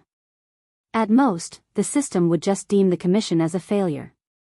Furthermore, it wasn't like there weren't any tricks to work together against this request. For example, he could bring Johnny's evil spirit chain to fight against Mephisto, and to a certain extent, work together against him.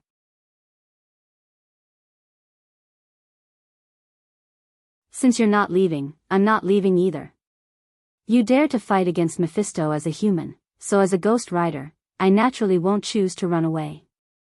Isn't it just a possibility of dying in battle? Ever since I became a Ghost Rider that's neither human nor ghost, I've never cared about death. Death might just be a form of release for me. After serious consideration, Johnny finally gave an answer, and decided to face Mephisto with Rog. Wasn't it just fighting against a Lord of Hell? Even if it was fighting against God now, Johnny wouldn't be afraid. Just as Johnny finished speaking, an incomparably authoritative voice came from the sky, exploding like thunder. No wonder you're the knight that I've chosen. I like your attitude. The owner of this voice was none other than the Lord of Hell, Mephisto, the only ruler of Hell.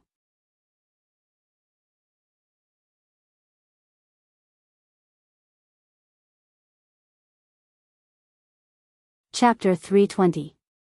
Before Mephistopheles' people arrived, his terrifying aura had already descended.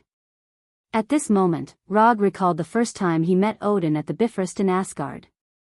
At that time, he didn't have Sage Mode, Manjikyu Sharingan, and even Chakra was only a chibi. That was the first time he met an existence at the Heavenly Father level, and the first time he felt the vast gap in strength that made him despair. Although Mephistopheles hadn't done anything at this time, Rog already felt a terrifying pressure that was no less than Odin's. No, the pressure that Mephistopheles brought was even more terrifying than Odin's. At least Odin wouldn't have such strong malice towards him. Do you feel it? This is the power of a Lord of Hell. Rog took a deep breath and turned to Johnny, who was already a little stunned. Although Johnny, who only had a skull, couldn't make a human expression, Rog could see the bitter smile in his heart when he turned to look at him. Johnny had just made up his mind to fight Mephistopheles to the death. In the end, Mephistopheles immediately responded and showed a little of his strength.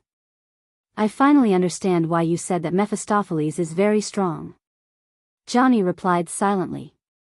Then, the hellfire on his body burned wildly, announcing his existence like an erupting volcano. Mephistopheles is indeed very strong, but so what? Isn't it just death? I don't care. I have made a choice that I regretted before, so this time, I will definitely not let myself regret it again. As soon as he said that, Johnny took off the chains wrapped around his body and pulled with both hands, turning the chains into evil spirit chains. This is the aura that a knight should have. I'm starting to like you a little. Looking at Johnny, Rog said with a smile, and the chakra in his body began to surge wildly. Lightning release chakra mode. Lightning release chakra instantly gathered in his body, and light blue chakra and lightning appeared. Rog didn't use the common chakra coat, but the lightning release chakra mode known as lightning release armor.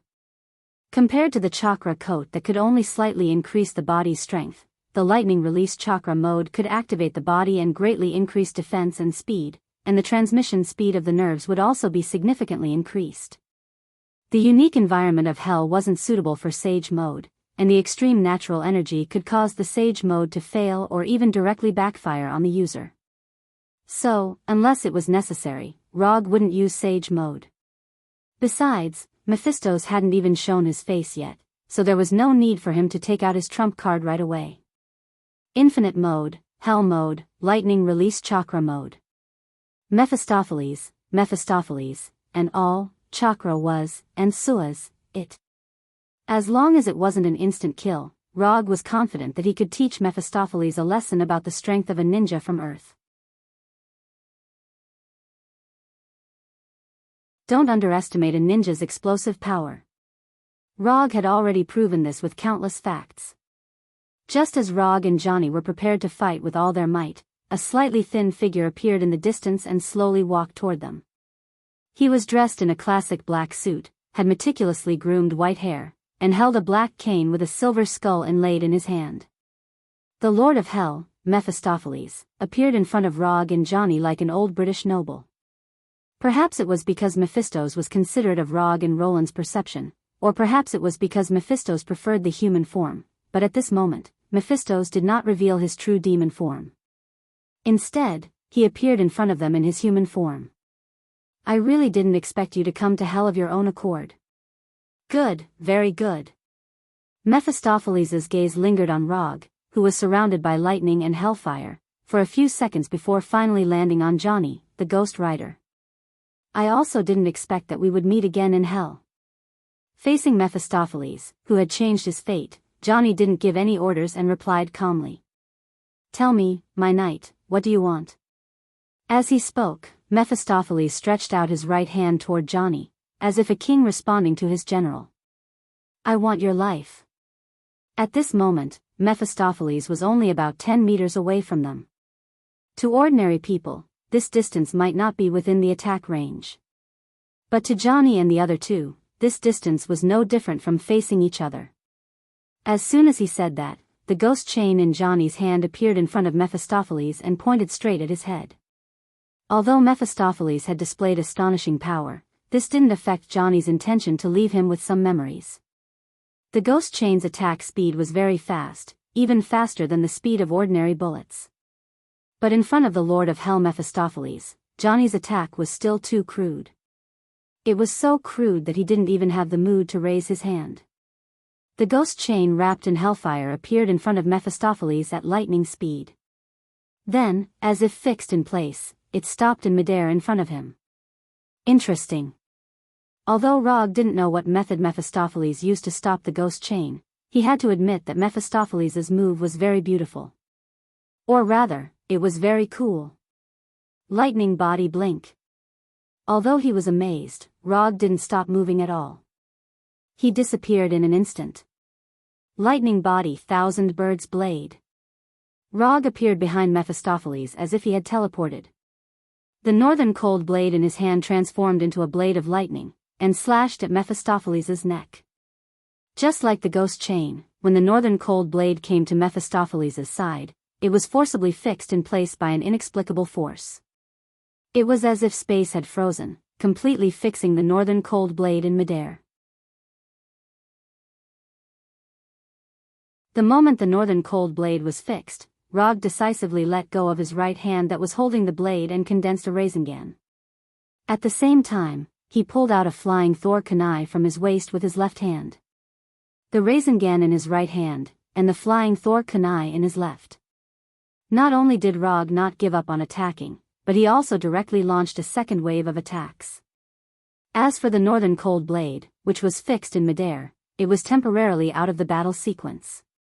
The Rasengan and the flying Thor kunai attacked Mephistopheles at the same time. As long as one attack could hit Mephistopheles, Rog would be able to pull the battle into the flying Thor that he was best at. Mephistopheles had never fought Rog before, and didn't know what kind of ability Rog had mastered. But as the Lord of Hell, as the most powerful existence in Hell, he wasn't the kind of incompetent lord who would forget how to fight once he was in a high position. When the flying Thor kunai made of metal came near Mephistopheles, it was unsurprisingly fixed in place, just like the northern cold blade's ghost chain. The Rasengan in his right hand easily broke through the invisible defense around Mephistopheles and touched Mephistopheles' suit. You're tuning in to the Carefree Valley YouTube channel. Don't forget to subscribe and join us on this journey to catch the most captivating stories.